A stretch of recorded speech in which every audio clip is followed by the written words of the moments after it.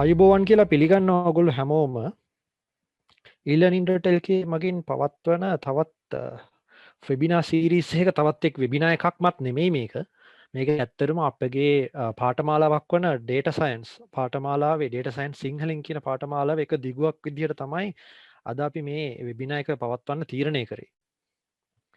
ඉතිං මම කැමති අදත් චතුරංග අබේසිංහ මහත්මාව පිළිගන්න අපත් සමඟ රජිස්ට වෙලා හිටිය සිය ගණනක් තාම හොඳ පාටිසිපේෂන් එකක් තියෙනවා.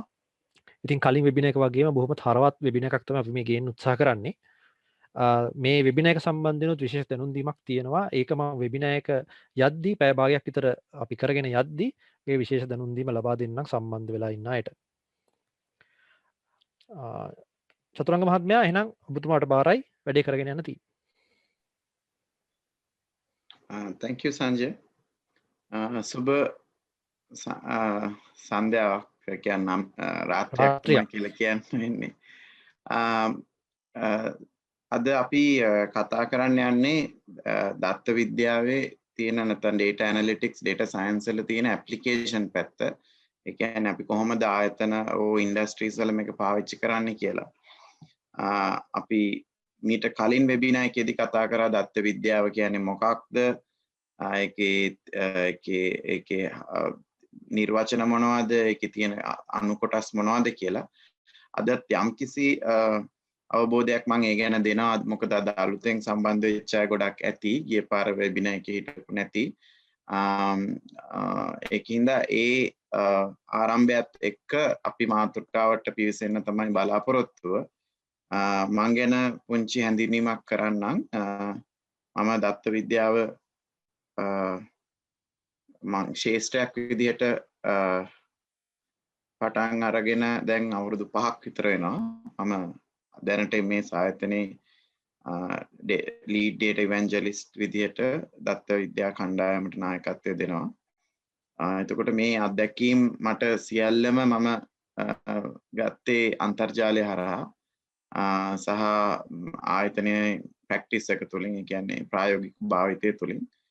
ඉතින් e-learning.lk සමග මම සම්බන්ධ වෙලා දැන් ටික කාලයක්.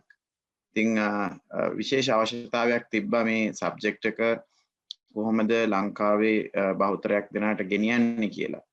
ඒකේ ප්‍රධාන අඩුවක් විදිහට අපි දැක්කේ මේ සබ්ජෙක්ට් එක සිංහලෙන් නැතිකම. ඒක සහ අපිට කිසිම ඉන්ට්‍රොඩක්ෂන් එකක් කොහෙවත් හම්බෙන්නේ නැහැ වැඩිදුර අධ්‍යාපනය සඳහා. ඉතින් ඒ ක්‍රියාවලියේ තමයි අපි දැන් යෙදිලා ඉන්නේ. මොකද සංජය මේ මොනාරි ඉන්ක්වයරිස් එනවද? chat එකේ කීපදෙනෙකුට ඇහෙන්නේ නැහැ කියලා කියනවා. මම හිතන්නේ අපි කියන දේ ඔයගලන්ට ඇහෙනවා ඇති නේද? පොඩ්ඩක් කමෙන්ට් කරන්න ඇහෙනවා නම් චතුරංග annotation off කරන්න වගේ screen share එකේ උඩ options වලින්. annotation. ගොඩක් කට්ටියට ඇහෙනවා. මම හිතන්නේ ඔයගලන්ගේ පැත්තේ ඇහෙන්නේ නැති කවුරු හරි ඉන්නවනම් ඔයගලන්ගේ පැත්තේ issue එක තියෙන්නේ. පොඩ්ඩක් බලන්න volume එක පොඩ්ඩක් වැඩි කරලා නැත්නම් mute වෙලා තියෙනවද කියලා පොඩ්ඩක් බලන්න. ඉතින් ප්‍රධානම අරමුණ උනේ දත්ත විද්‍යාව කියන සබ්ජෙක්ට් එක හඳුන්වලා දෙන්න. මොකද ලෝකෙ ඉතාමත් වේගෙන් දියුණු වෙන ඉල්ලීමක් තියෙන සබ්ජෙක්ට් එකක්.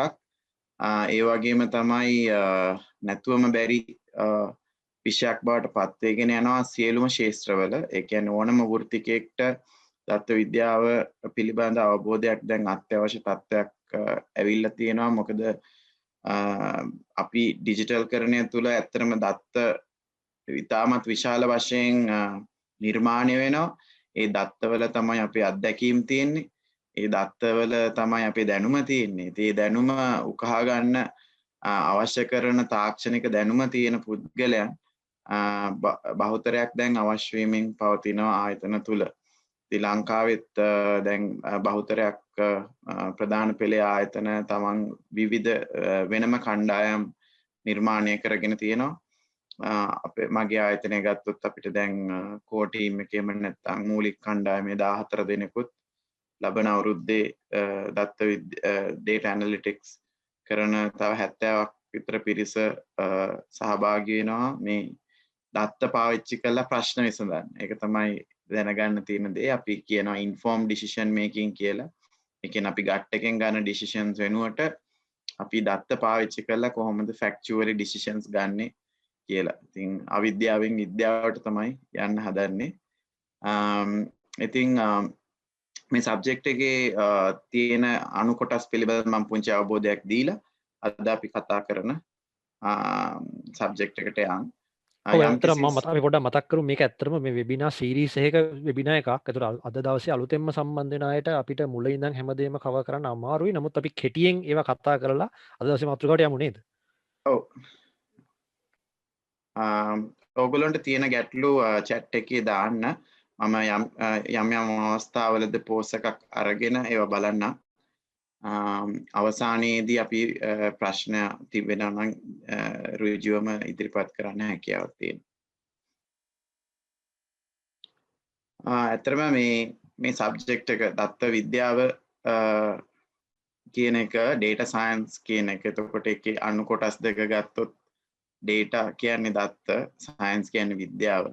ඉතින් දත්ත කියන එක ඕගොල්ලෝ දන්නවා අපි ඕනම දෙයක් එකතු කරොත් මේ වෙලාවේ ඩිජිටලි ඒව දත්ත බවට පත් වෙනවා. ඒක ඉලක්කම් අකුරු වෙන්න පුළුවන්. එහෙම නැත්නම් වීඩියෝස් වෙන්න පුළුවන්, පින්තූර වෙන්න පුළුවන්, PDF ෆයිල්ස් වෙන්න පුළුවන්. ඒ ඔක්කොම දත්ත විදියට තමයි අපි ගන්නෙ. ඉතින් ඒ දත්ත ලෝකේ ඉතාමත් වේගයෙන් වර්ධනය වෙනවා. මේ අපි කතා කරන මොහොතේ මිලියන ගණන් දත්ත අවස්ථාවලින් එකතු වෙමින් පවතිනවා. ඉතින් මේ සබ්ජෙක්ට් එක කාටද ඇත්තටම අපි මේ ගේන හැර දක්වන මේ දත්ත විද්‍යාව කියන වපසරිය කාටද අයිති? බොහෝ දුර්මතයන් තියෙනවා මේ දත්ත විද්‍යාව කියන්නේ මේ IT සෙක්ටර් එකේ ඉන්න අයට පමණක්. එහෙම නැත්නම් ටෙක්නොලොජි ප්‍රොෆෙෂනල්ස්ලට විතරක් කියන එක. ඒක ඇත්තටම එහෙම නෙමෙයි. ඒගොල්ලන්ට නිශ්චිත කාර්යභාරයක් තියෙනවා. දත්ත විද්‍යාව කියලා මම හඳුන්වන්නේත් අපි හඳුනාගත යුත්තේ දත්ත පාවිච්චි කරලා විද්‍යාත්මකව ප්‍රශ්න විසඳන ක්‍රමයක් කියන.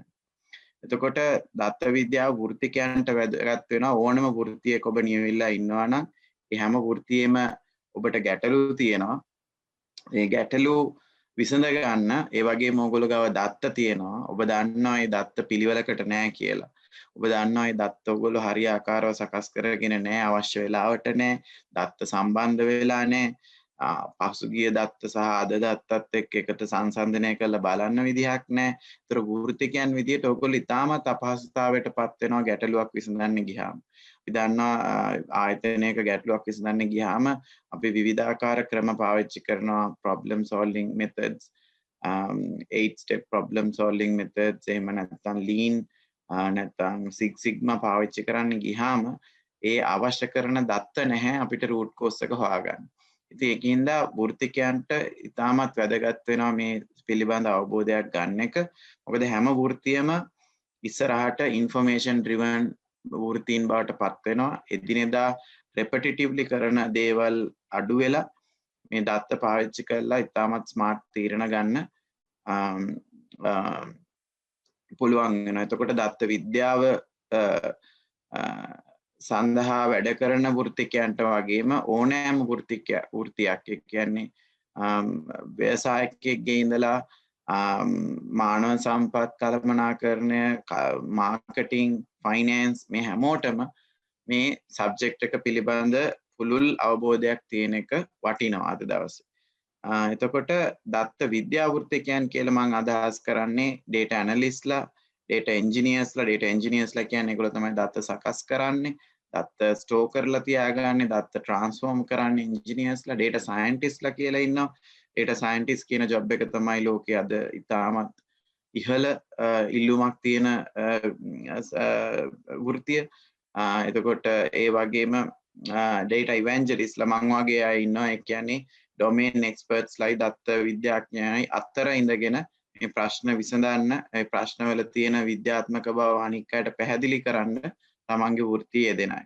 ඉතින් ඒ වගේම තමයි අපි රටක් විදිහට ලෝකෙත් අපි ගත්තාම data smart citizens ලා ගැන කතා කරනවා. ඒ කියන්නේ රටක් පිළිබඳ තීරණ ගන්නකොට, සමාජය පිළිබඳ තීරණ ගන්නකොට කොහොමද දත්ත පාවිච්චි කරලා තීරණ ගන්නේ. තමන්ගේ ඉන්ටියුෂන් එකට එහෙම නැත්නම් තමන් මෙච්චර කාලයක් ගත්ත තීරණ අර හිතේ කැමැත්තට ගන්න තීරණ වලට වැඩිය කොහොමද දත්ත පාවිච්චි කරලා තීරණ ගන්නේ. සමාජීය සහ දේශපාලනික වශයෙන් කියලා. ඉතින් මේ තුනටම මෙන්න මේ කොටස් තුනටම මේ අපි කියන සබ්ජෙක්ට් එක වැදගත් වෙනවා. එතකොට මේකේ අණු කොටස් විදිහට මම හඳුන්වගන්න එකක් තමයි දත්ත. ඒතර මොනවද අපි මේ දත්ත කියලා කතා කරන්නේ? දත්ත කියලා කතා කරාම දත්තවල types කීපයක් තියෙනවා. structured, unstructured කියලා, සංවිධිත, අසංවිධිත කියලා. ඊට පස්සේ ඒවා කොහොමද capture කරන්නේ? කොහොමද අපි ඒවා store කරගන්නේ? කොහොමද ඒවා visualize කරන්නේ? කියන්නේ කොහොමද පෙන්වන්නේ අනික් අයට පේන විදිහට කියලා. එතන ඒ දත්ත පිළිබඳ අපි හොඳ අවබෝධයක් ගන්න ඕනේ. ඊළඟට විද්‍යාත්මකව ගැටලු විසඳීම. කොහොමද දත්ත පාවිච්චි කරලා අපි root cause analysis එකක් කරන්නේ? කොහොමද අපි prediction එකක් කරන්නේ? කොහොමද අපි prescription එකක් දෙන්නේ? මේ විදිහට වෙයි, ඒකින්ද මෙහෙම කරන්න. ඒ වගේම අපේ තීරණ අදට වැඩිය ස්මාර්ට් කරගන්නේ කොහොමද දත්ත පාවිච්චි කරලා කියලා. ඊළඟට මේක තුන්වෙනි කොටස තමයි ප්‍රායෝගික භාවිතය. ඒක තමයි අපි අද ටිකක් කතා කරන්නේ දීර්ඝ වශයෙන්. ඒ කියන්නේ අපි කොහොමද ප්‍රශ්නයක් හඳුනාගන්නේ ප්‍රශ්නයක් කියලා. ඊළඟට ඒකේ ඉම්පැක්ට් එක කොහොමද මොනිටර් කරගන්නේ? මේ කමියුනිකේෂන් අපි කොහොමද මේ ප්‍රශ්නය සහ ඒකට අදාළ විසඳුම කාට හරි තව කෙනෙක්ට කියලා දෙන්නේ? ඊට පස්සේ අපි කොහොමද ඒක මත ගන්න අලුත් තීරණයක් අපේ ආයතනයේ හෝ සමාජයේ හෝ ක්‍රියාත්මක කරන්න කියන කතාව. ඉතින් මේ වගේ ස්කෝප් එකක් තමයි දත්ත විද්‍යාවේ තියෙන්නේ. අපි e-learning හරහා හැදුවා කරිකියුලම් එකක්. ඒ කරිකියුලම් එකේ මෙන්න මේ කියන කරුණු එකිනෙක හොඳට පැහැදිලි කරලා දෙන වැඩසටහනක් e-learning platform එක හරහා මේ වෙනකොටත් සමාජයට ලබා දීලා අවසන්. ඉතින් අද අපි කතා කරන දේ තමයි මේ කොහොමද එක් එක් වෘත්තිකයන්ට එහෙම නැත්නම් එක් එක් ඉන්ඩස්ට්‍රි වලට දත්ත විද්‍යාව කොහොමද භාවිතා වෙන්නේ, දත්ත පාවිච්චි කරලා කොහොමද ඒගොල්ලෝ competitive advantage එකක් එහෙම නැත්නම් අනික් ආයතනයට වැඩිය advantage තැනක තමන්ගේ පාරිභෝගිකයාට සැලකීමේ ඉඳලා තමන්ගේ ලාභය සහ දිගු කාලීන පැවැත්ම ස්ථාවර කරගන්න ක්‍රියාත්මක වෙන්නේ කියලා. right අපි මුලින්ම බලමු ලංකාවේ ගොඩක් අය කතා කරන ඒරියා එකක් තමයි බැංකින්. එතකොට මේ බැංකින් සෙක්ටර් එකේ මොනවද පාවිච්චි කරන්න පුළුවන්, දත්ත කොහොමද පාවිච්චි කරන්න පුළුවන් කියලා. ඒතර අපි බලමු බැංකින් සෙක්ටර් එකේ තියෙන ප්‍රධාන ගැටලු කීපයක්. ඒ ගැටලු අඳුනගෙන ඒ ගැටලු වලට කොහොමද දත්ත පාවිච්චි කරන්න කියලා. බැංකුවක අපි බැංකුවක් කියලා දෙයක් බැංකුවක් කියන එක ගත්තොත් එහෙම ඒකේ තියෙනවා ඩිපොසිට්ස් ගන්නවා. ඒ කියන්නේ මිනිස්සුන්ගෙන් මුදල් එකතු කිරීම, ආයෝජනය කිරීම, ණයට දීම කියන ක්‍රියාවලිය තමයි බැංකුවකින් සිද්ධ වෙන්නේ. එතකොට මේ බැංකුවක තියෙන ප්‍රධානම ගැටලුවක් තමයි ක්‍රෙඩිට් රිස්ක් කියන එක. ක්‍රෙඩිට් රිස්ක් කියලා කියන්නේ බැංකුවෙන් පුද්ගලයන්ට ණය දෙනවා, ආයතන වලට ණය දෙනවා, රජයට ණය දෙනවා. ඊළඟට දුන්නාට පස්සේ මේ ණය එකතු කර ගැනීමට නැත්නම් ඒ ණය ලබා ගැනීමට යාමේදී ගැටලු සහගත තත්ත්වයන්ට පත් වෙනවා. අපි එක පැත්තකින් කියනවා ඩිෆෝල්ට් ලෝන්ස් කියලා. ඒ කියන්නේ අපි දෙන ණය ආපහු ලැබෙන්නෙම නැහැ. එතන බැංකුවට රිස්ක් එකක් තියෙනවා. ඊළඟට තියෙනවා මේ non performing loans කියලා. ඒ කියන්නේ බැංකුවකට බැංකුව අපිට ණය දීලා තියෙනවා. නමුත් අපේ වාරික අපිට ගෙවා ගන්න බෑ. කාලයක් තිස්සේ මාසයක් දෙකක් අපේ වාරික ප්‍රමාද වෙනකොට අපි ඒක NPL විදියට එහෙම නැත්නම් non performing loans විදියට අපි ඒක සලකනවා. ඉතින් බැංකුවක් කොහොමද මේ රිස්ක් එක මිටිගේට් කරගන්නේ? ඒකට බැංකුවකට දත්ත පාවිච්චි කරලා මේක කරගන්න ක්‍රම කීපයක් තියෙනවා හරියට දත්ත පාවිච්චි කරනවා. එකක් තමයි බැංකුවට පුළුවන් මගේ account එකට මම මුදල් එන pattern එක හොයාගන්න. එතකොට ඒ කියන්නේ මම salaried employee කෙනෙක් නම් මාසේ අන්තිමට මෙන්න මෙච්චර මුදලක් එනවා.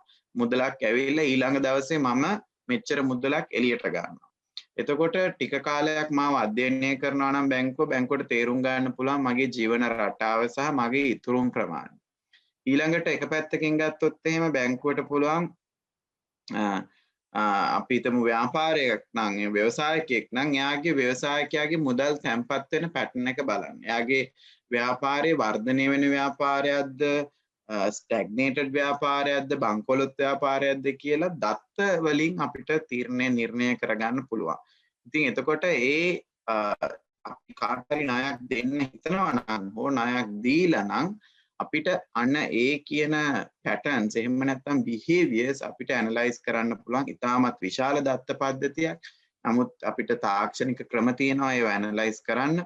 එතකොට ඒ විදිහට අපිට පුළුවන් බිස්නස් එකේ රිස්ක් එක මිටිගේට් කරගන්න බැංකුවක. මොකද අපි ගත්තොත් එහෙම මුල ඉඳලා හොඳට ගෙවාගෙන ආපු ව්‍යාපාරයක්. නමුත් මාසයක් විතර ඩිෆෝල්ට් වෙනවා. ඉන්ට්‍රස්ට් එක ඇඩ් වෙනවා. ඊළඟ මාසය ආයෙ ගෙවනවා. තව මාසයක් ගෙවන්න නැතුව ඉන්නවා. මෙන්න මේ වගේ බිහේවියර්ස් මේ පේමන්ට්ස් වල නැත්තම් තමයි ඒ account එකේ තියෙන හැඩරුව වෙනස් වුණොත් අපිට පුළුවන් මේ ක්‍රෙඩිට් රිස්ක් ඇනලිසිස් එකක් කරගන්න. ඒ වගේම තමයි අපි ව්‍යාපාර වලට ලෝන්ස් දීලා තියෙනවා නම් බැංකුවට පුළුවන් ඒ ව්‍යාපාරිකයාට ඉතාමත් සීමිත දත්ත ප්‍රමාණයක් මාසේ අන්තිමට බැංකුවට ලැබෙන්න සලස්වන්න පුළුවන් නම් එහෙම නැත්නම් ඔය අපේ රිස්ක් ඔෆිසර්ස්ලාට පුළුවන් නම් සරල දත්ත ප්‍රමාණයක් කියන්නේ රෙවෙනියු එක ඇසට් එක එහෙම නැත්නම් එක්ස්පෙන්සස් ටික ඒ කියන සාධක තුන පමණක් හෝ එකතු කරගන්න පුළුවන් නම් පාරිභෝගිකයන් මේ රිස්ක් එක මිටිගේට් කරගන්න පුළුවන් හෝ රිස්ක් එක කල්තිය අඳුර ගන්න පුළුවන්. ඊළඟට බැංකුවක තව දෙයක් තමයි තියෙන value added services කියලා. මම savings account එකක් තියෙනවා. මම බැංකුවේ වෙන කිසිම service එකක් ගන්නෙ නැහැ. එහෙම නැත්නම් මට current account එකක් තියෙනවා. account එක විතරයි මම බැංකුවෙන් කිසිම සේවාවක් ලබා ගන්න නැහැ. ඒතර බැංකුවට පුළුවන් customer ඒ කියන්නේ මගේ patterns identify කරලා මට value added services දෙන්න. එතකොට මම කස්ටමර් කෙනෙක් විතර වෙන වෙනම බලන්න බෑ ඔයගොල්ලන්ට දත්ත නැතුව. ඒතර දත්ත විශ්ලේෂණය තුළින් තමයි අපිට එක් හැඩරුව තියෙන කස්ටමර්ස්ලා අඳුර ගන්න පුළුවන්. එතකොට බැංකුවට පුළුවන් හැමෝටම මේ තමන්ගේ අලුත් සර්විස් එක ඔෆර් කරන්න නැතුව ඒක afford කරන්න පුළුවන් අයට එහෙම නැත්නම් ඒකට අපි හිතනකොට ඒ ජීවන රටාවට ගැලපෙන අයට ඒ තමන්ගේ value added services offer කරන්න. එහෙම නැතුව හැමෝටම leaflet ගහගෙන කෝල් දීගෙන ඊමේල් යවගෙන value added services දාන්න යන එක ඉතාමත් තේරුමක් නැති කාර්යයක්. උදාහරණයක් විදිහට කිව්වොත් අපි account එකක් දිහා බලන් හිටියොත් සමහර දවස්වලට ඕගොල්ලන්ට පේනවා ඇති හැමදාම මෙන්න මේ දවසට මෙයා මෙච්චර මුදලක් එළියට යවනවා. සමහරලාට දෙමව්පියන්ට වෙන්න පුළුවන්. එහෙම නැත්නම් ස්කූල් ෆීස් වෙන්න පුළුවන්. එහෙම නැත්නම් මොනවා හරි ෆික්ස් පේමන්ට් එකක් වෙන්න පුළුවන්.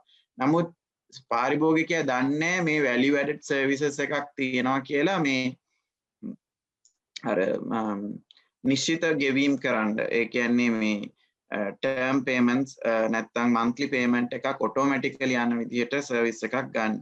යන්න ඒ වගේ කෙනෙක්ට ඔබට පුළුවන් ඒ service එක offer කරන්න. එයා අනිවාර්යෙන් ඒක ගන්නවා. නමුත් ඔබ බැලුවේ නැත්නම් ඒ account එකේ behavior එක ඔයාට හොයාගන්න හම්බෙන්නේ නැහැ. කාටද මම මේ service එක දෙන්න ඕනේ කාටද දෙන්න ඕනේ නැත්තේ කියලා.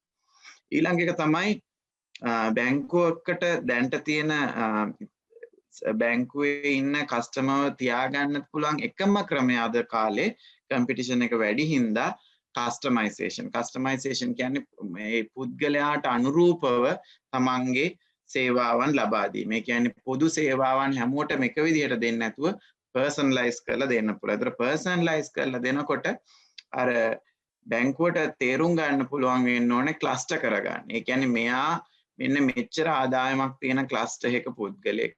මෙන්න මෙයා ස්ථාවර ආදායමක් තියෙන එක්කෙනෙක්. මෙයා වැඩි වෙන ආදායමක් තියෙන එක්කෙනෙක්. මෙයා කාලයක් තිස්සේ ආදායම වැඩි වෙන එක්කෙනෙක්. අන්න එහෙම වුණාම බැංකුවට පුළුවන් කස්ටමයිස් සොලියුෂන් එකක් දෙන්න. ඒ කියන්නේ සමහර සර්විසස් මට ඔෆර් කරන්න පුළුවන්. නමුත් ඔෆර් කරන්නේ නැහැ. බැංකුව දාන්න ක්ලස්ටරයිසේෂන් කරලා නැත්නම් බැංකුව දන්නේ නැහැ මෙයාට මොකද්ද දෙන්න ඕන සර්විස් එක කියලා. උදාහරණයක් විදිහට සමහර බැංකු ඉන්ෂුරන්ස් සර්විස් දෙනවා. සමහර බැංකු ක්‍රෙඩිට් කාඩ් සර්විස් දෙනවා. සමහර බැංකු සේවිංග්ස් ක්‍රම දෙනවා. සමහර බැංකු ඉතිරි කිරීමේ ක්‍රම ලබා දෙනවා. මේ ළමයින්ට දේවල් ලබා දෙනවා. ඉතින් නමුත් ඒ බැංකුව අපිව අඳුරන්නේ නැත්තම් පුද්ගලයෙක් විදිහට ඒ වගේ කස්ටමයිස් සර්විස් එකක් කස්ටමයිස් මෙනු එකක් අපිට දෙන්න බෑ. දැන් ඒ කාලේ අපි ගත්තොත් එහෙම මේ අපි දත්ත විද්‍යාව ගැන කතා කරන්නේ ඉස්සෙල්ලා ඇත්තටම මේ කස්ටමර්ස්ලා ප්‍රමාණය වැඩි හින්දා අපි ඒ වගේ දේවල් කරන්නේ නැහැ. නමුත් අද එක තප්පරෙන් අපිට හොයාගන්න පුළුවන් මොන වගේ ක්ලස්ටර්ස්ද තමන්ගේ ක්ලයන්ට්ස්ලා විදියට ඉන්නේ ඒ ක්ලයන්ට්ස්ලාට ගැළපෙන කස්ටමයිස් සර්විසස් මොනවද කියලා අපිට බලා ගන්න පුළුවන් දත්ත පාවිච්චි කරලා. ඊළඟට තමයි සර්විස් ඔප්ටිමයිසේෂන් කියන එක. එතකොට බැංකුවක් කියන්නේ ලොකු ඕවර්හෙඩ් එකක්. ඒක ඇතුලේ සේවකයෝ ගොඩක් වැඩ කරනවා, බිල්ඩින් තියෙනවා, ඉන්ටර්නෙට් තියෙනවා, AC තියෙනවා, තවත් নানা ප්‍රකාර සර්විසස් අපිට හම්බ වෙනවා. නමුත් මේ සර්විසස් ඔප්ටිමයිස් කරන්න පුළුවන් හරියට දත්ත තියෙනවා. උදාහරණයක් විදිහට මගේ බ්‍රාන්ච් එක කොහෙද දාන්න ඕනේ? ඒ බ්‍රාන්ච් එක දැම්මහම මේකට මිනිස්සු කොච්චරක් එනවද? ඇතුළට එන්නේ මොන හේතුවටද? එළියෙන් කරගන්න පුළුවන් මොන හේතුවද? එතකොට ATM එක දාන්න ඕනේ කොතනද? ATM එක හොයාගෙනම බැංකුවට මිනිස්සු එන්න ඕනේ ඇයි? මිනිස්සු ගැවසෙන තැන ATM එක දැම්මම බැංකුවෙත් ATM එකක් ඕනේද?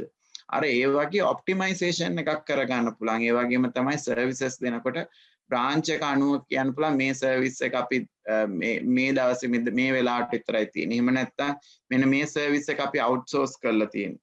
මොකද එහෙම කරන්න පුළුවන් වෙන්නේ හරියටම අර ෆුට්ෆෝල් එක අයිඩෙන්ටිෆයි කරලා. ඒ කියන්නේ බැංකුවට එන සේවකයෝ බැංකුවට එන පාරිභෝගිකයෝ මොන කාරණාවලටද බැංකුවට ආවේ?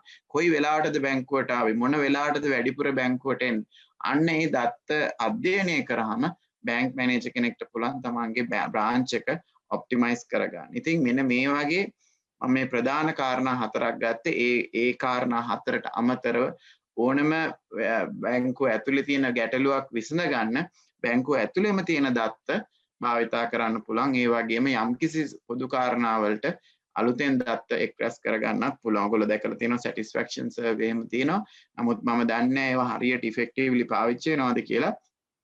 නමුත් එහෙම හැකියාවක් බැංකුව වලට තියෙනවා. එතකොට ඒ වගේ දේවල් කරන බැංකුවකුයි ඒ වගේ දේවල් නොකරන බැංකුව. ඒ කියන්නේ තමන්ගේ පාරිභෝගිකයාව හොඳටම අඳුරන බැංකුවකුයි තමන්ගේ පාරිභෝගිකයා ගැන කිසිම සැලකිල්ලක් දක්වන්නේ නැති ඔහේ account විතරක් use කරන බැංකුවට මම ගියාම මට කතා කරන බැංකුවකුයි අතර හාත්පස පරස්පර වෙනසක් ඇති වේවි. ඒ වෙනස ඇති වෙන්නේ ඒ බැංකුව කොහොමද ස්මාර්ට්ලි මේ බැංකුවට already තියෙන information පාවිච්චි කරන්න කියලා. ඉතින් බැංකින් සෙක්ටර් ගැන අපි එහෙම කතා කරද්දී අපි ඊළඟට කතා කරමු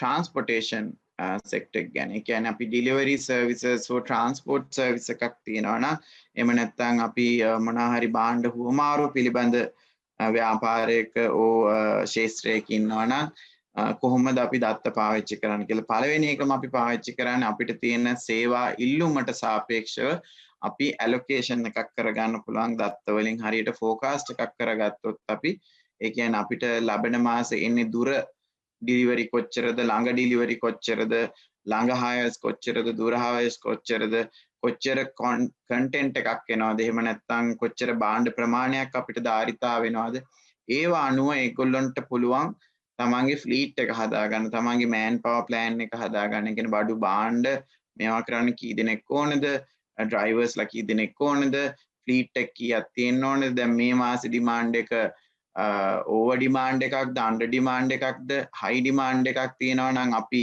ලොරි ගන්නවද, ලොරි හයර් කරනවද, එහෙම නැත්නම් අපි අලුතෙන් ෆ්ලීට් එකක් පර්චේස් කරනවද, ෆ්ලීට් එකක් රෙන්ට් අවුට් කරනවද. එතකොට අපිට මේ පාර තියෙන වැඩ වැඩි නම් අපි අලුතෙන් ස්ටෝරේජ් එකක් ඔන් කරනවද, එහෙම නැත්නම් ටෙම්පරරි ලොකේෂන් එකක් අපි තියා ගන්නවද. ඒ වගේ අපේ රිසෝසස් ඇලොකේට් කරන ඇලොකේට් කරන ප්ලෑන් එක හදාගන්න දත්ත ඉතාමත් වටිනවා. මොකද ඔය ෆෝකාස්ට් එක හදාගන්න අපිට ඉස්සෙල්ලාම ඇනලයිස් කරන්න වෙනවා අපිට දැන් ඉන්න කස්ටමර් බේස් එක.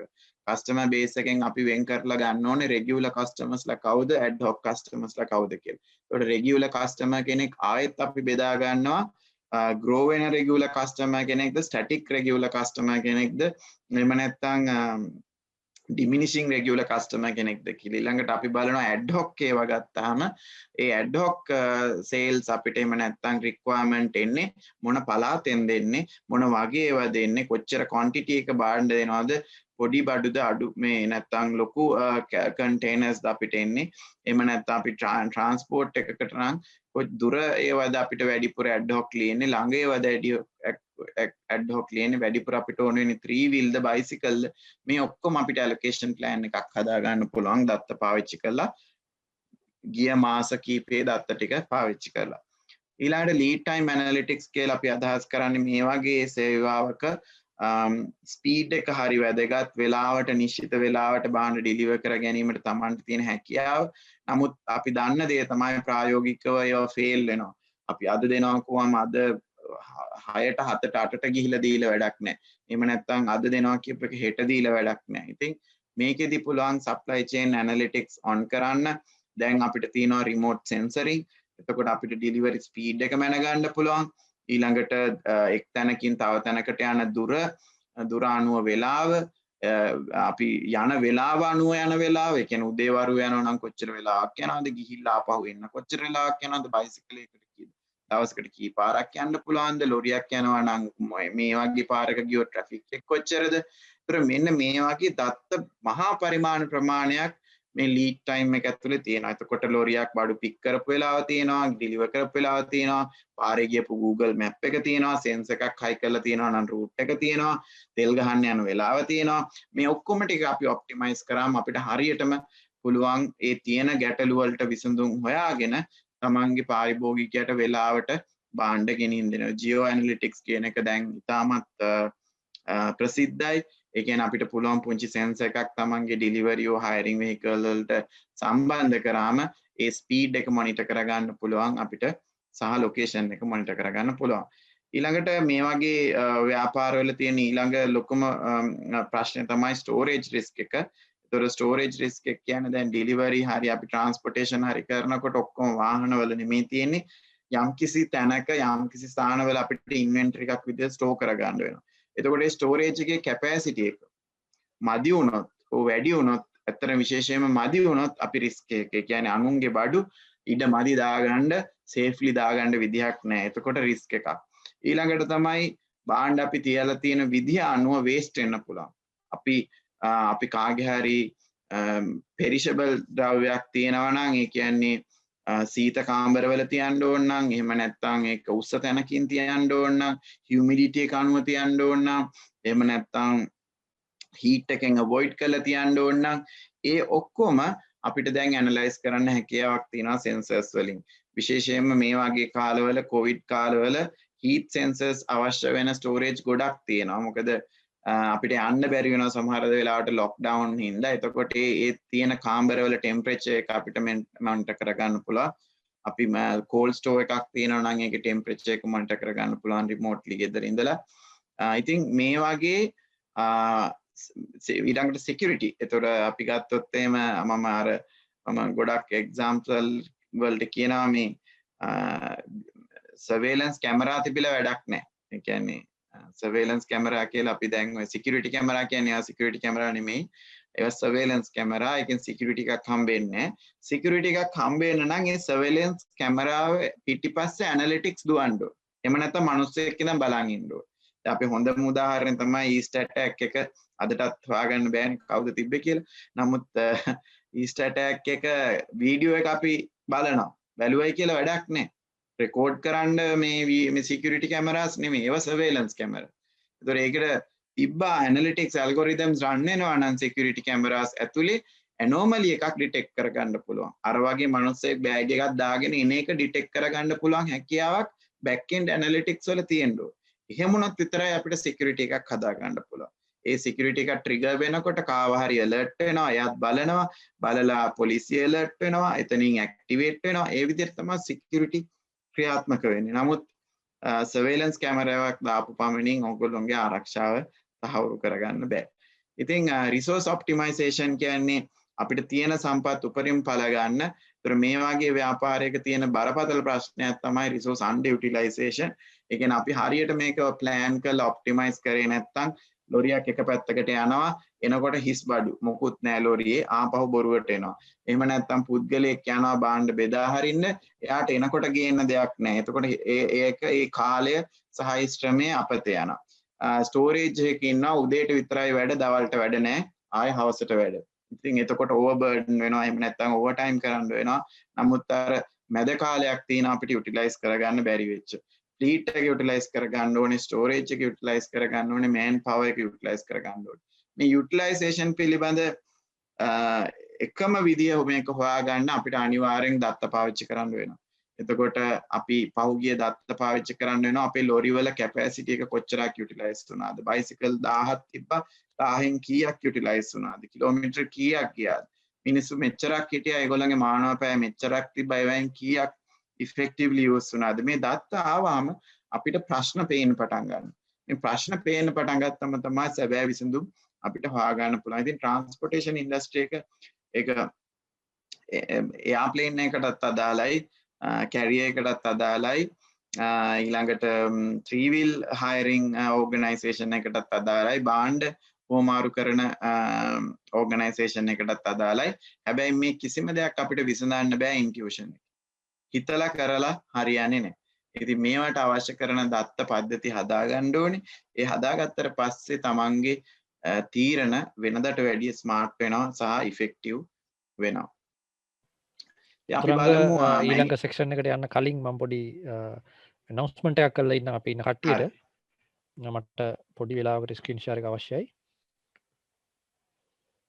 හරි පොඩ්ඩක්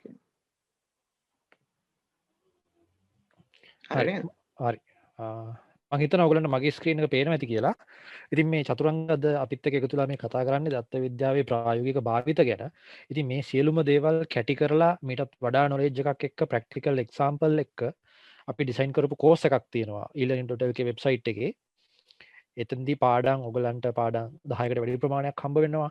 ඒ වගේ ප්‍රැක්ටිකලි එක්සාම්පල්ස් එක්ක data set එක්ක වැඩ කරන හැටි සහ විවිධ ඔයගොල්ලෝ කොහොමද data collect කරන්නේ, ඒව analyze කරාම ඒවා තේරුම් ගන්න ඔක්කොම digital කරන්නේ කියන්නේ මොකද්ද? සම්භාවිතාව පුරවකතනය මේ වගේ විශාල වපරිසරයක් කව වෙනවා මේ දත්ත විද්‍යාවට අත්පොත්තියමු කියන පාඨමාලාව යටතේ. ඔයගලන්ට මේ මුදල ඉන්ස්ටෝල්මන්ට්ස් වලින් ගෙවන්නත් පහසුකම් අපි සලසලා තියෙනවා. ඉතින් ඔයගොල්ලෝ ඒක චෙක් අවුට් කරලා බලන්න ලින්ක් එක ඔයගලන්ට දැන් වැටේ chat එකේ. ඊට අමතරව අද දවසේ විශේෂ ඔෆර් එකක් ඔයගලන්ට අපි දෙනවා. මේ වෙබිනාර් එක පටන් ගත්තේ අද රාත්‍රී 9ට. අද රාත්‍රී 9 ඉඳන් හෙට බදාදා බ්‍රහස්පතින්දා රාත්‍රී 9 පැය 48ක් දක්වා කාලය ඇතුළත ඔයගොල්ලෝ මේ කෝස් එක මිලට ගත්තොත් දත්ත විද්‍යාවට අත්‍යවශ්‍ය වන තව ಜಾති දෙකක්. ඒ කියන්නේ Excel දැනුම Microsoft Excel කියන දැනුම මම හිතන්නේ ඒක ස්ක්‍රීන් එකේ පේනවද? Microsoft Excel course එක පේනවා. හරි. Microsoft Excel වලින් කොහොමද දැන් අපි චතුරංග අපි කතා කරන්නේත් Excel Power BI වගේ tools use කරලා කොහොමද දත්ත විද්‍යාව කරන්නේ කියලා. නමුත් ඔයගලන්ට Excel වල හොඳ දැනුමක් නැත්නම් ඒ දැනුම මුලින් ලබාගෙන ඉන්න වෙනවා. ඉතින් ඒකට අපි කරපු හොඳම කෝස් එකක් තමයි මේ තියෙන්නේ ආයතන වලට අත්‍යවශ්‍ය Excel දැනුම. මෙහි Excel වල deep items ඒ කියන්නේ ගැඹුරු knowledge එකක් අපි කතා කරනවා ඒවා examples එක්ක. ඉතින් මේ කෝස් එක සම්පූර්ණයෙන් free හම්බ වෙනවා ඔයගලන්ට අද දවසේ ඒ කියන්නේ බ්‍රහස්පතින්දා රාත්‍රී 9ට කලින් දත්ත විද්‍යාව කෝස් එක purchase කරන අයට. එතකොට මේකත් ලෙසන් පාඩම් ගණනාවකින් යුතු කෝස් එකක්. ඔයගලන්ට පේනවා ඇති ඉතා ගැඹුරු ඒ කියන්නේ සාමාන්‍යයෙන් Excel කියලා උගන්වන දේවල් වලට එහා ගිය industry knowledge එකක් ලබා දෙන කෝස් එකක් තමයි මේක. ඊට අමතරවම තව කෝස් එකක් තියෙනවා ඒක artificial intelligence and machine learning using Azure. එතකොට කොහොමද මේ data sets එක්ක machine learning apply කරන්න කියලා examples එක්ක කතා කරන කෝස් එකක් තමයි මේක. ඒ කෝස් එකත් ඕගලන්ට හම්බ වෙනවා. මේ ඔක්කොම කෝසස් කරන්නේ ලංකාවේ ඉන්න හොඳම ඒ ශාස්ත්‍රයන් වල පළපුරුදු ප්‍රවීණ අය. ඉතින් මේ කෝස් දෙකම ඕගලන්ට ලබා ගන්න පුළුවන්. දත්ත විද්‍යාව කෝස් එක තව පැය 48ක් ඇතුළත ඕඩර් කරනවා නම් ඕගලන්ට මේවා ලබා ගන්න පුළුවන්. මේ සියලුම දේවල් වල links දැන් ඕගලන්ගේ chat එකට වැටිලා ඇති. ඒක තමයි මට කියන්න ඕනේ උනේ චතුරංග ඔබට අවස්ථාව නැවත ස්ක්‍රීන් ෂෙයාර් එක ගන්න.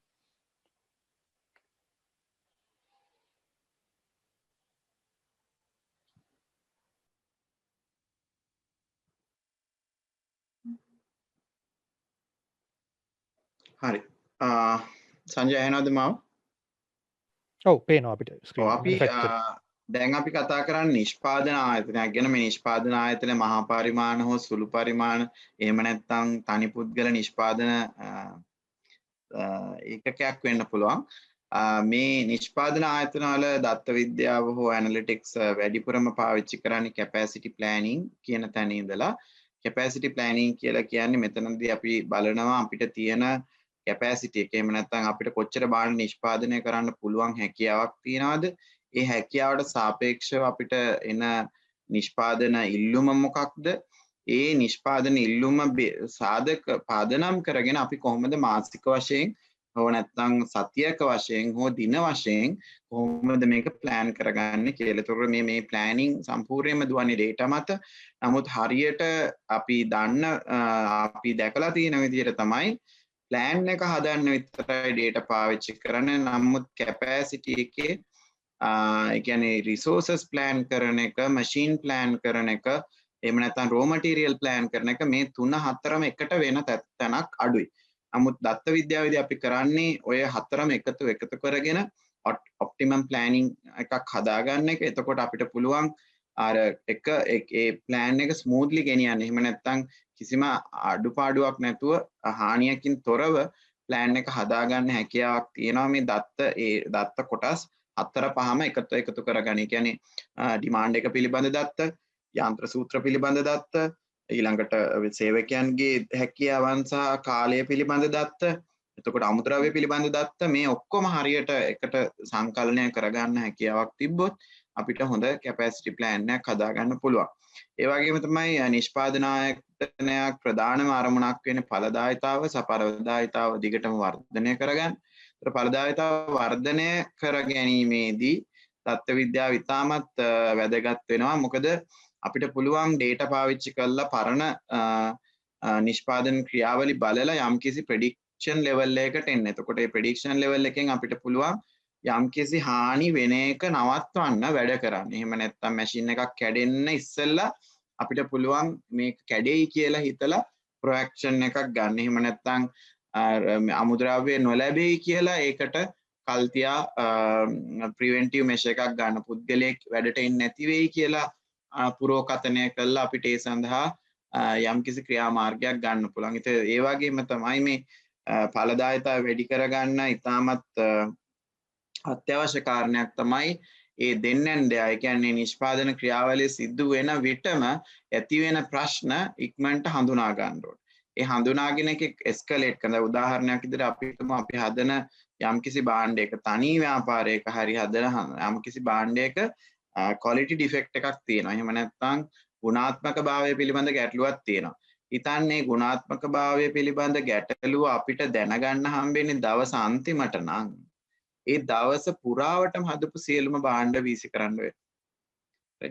එතකොට අපිට හරි ස්ථානයක අපිට දත්ත එකතු වෙනවා නම් quality පිළිබඳ අපිට ටක් ගාලා අර ප්‍රශ්නේ escalate වෙනවා. ප්‍රශ්නේ escalate වෙච්ච ගමන් අපිට ඒකට solution එකක් හොයන්න පුළුවන්. එතකොට ඒ වගේ භාණ්ඩවල ගුණාත්මක භාවය පිළිබඳ, භාණ්ඩවල ඵලදායීතාව පිළිබඳ, භාණ්ඩ අපි නිෂ්පාදනය කරන වේගය පිළිබඳ අපිට දත්ත ඉතා ඉක්මනින් එනවා නම් අපිට ඉක්මනට ප්‍රශ්න හඳුනා ගන්නත් පුළුවන්, ප්‍රශ්න වලට විසඳුම් සපයන්නත් පුළුවන්. එතකොට ප්‍රොඩක්ටිවිටි එක වැඩි කරගන්න, ඵලදායීතාව වැඩි කරගන්න අපි දත්ත ඉතාමත් ඊව්‍ර ලෙස භාවිතා කරනවා නිෂ්පාදන ආයතනවල.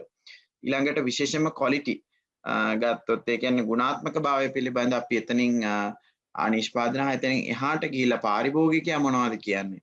එතකොට අපි දැන් කරන දේවල් වල අපි කොහොමද පරණ ඒ කියන්නේ ඒ සම්බන්ධම භාණ්ඩ අපි මීට කලින් කරලා තියෙනවා නම් ඒ කරලා තිබ්බේ වගේ වෙච්ච අතපසුවීම්, එහෙම නැත්නම් ඒ වගේ සිදුවෙච්ච වැරදි අපි කොහොමද පැටර්න් එකක් විදියට, එහෙම නැත්නම් ට්‍රෙන්ඩ් එකක් විදියට අඳුරගෙන ඒවට counter measures දාලා ඊළඟට අපි හදන batch එකේ කිසිම වැරද්දක් නැති වෙන්න අපි කොහොමද හදන්නේ කියලා.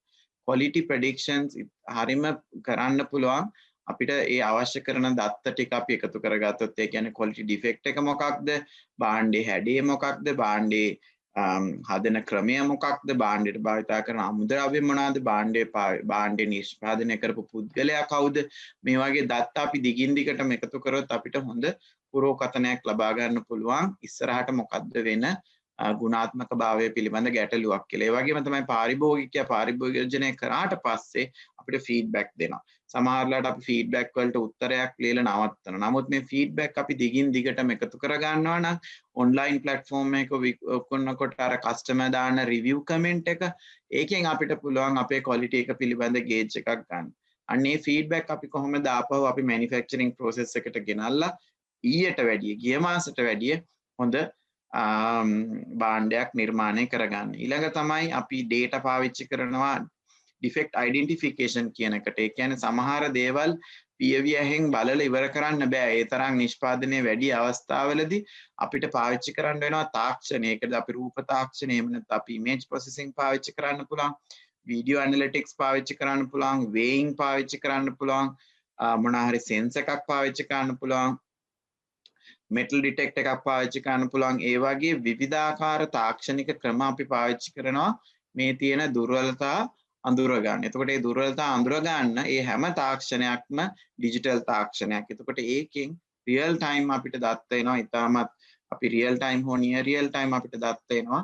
අපි කොහොමද මේ ඩිෆෙක්ට් එක කලින් ඉක්මනට අඳුරගන්නේ? මොකද හියුමන් ඉන්ටර්වෙන්ෂන් එකකින් ඩිෆෙක්ට් අඳුර ගන්න ටිකක් අපහසුයි. අපි ඉතාමත් හිමීට සිදුවෙන නිෂ්පාදන ක්‍රියාවලියක් කරන්න පුළුවන්. නමුත් quality management වලට ලොකු effort එකක් යනවා. මම චෙක් කරනවා, තව එක්කෙනෙකුත් චෙක් කරනවා, ඊට පස්සේ චෙක් කරනවා, අන්තිමට ඩිෆෙක්ට් එකේ කස්ටමර් අතටපත් වෙනවා. ඉතින් quality වලට ලොකු effort එකක් මේ ලොකු impact එකක් තියෙනවා historical data වලින්.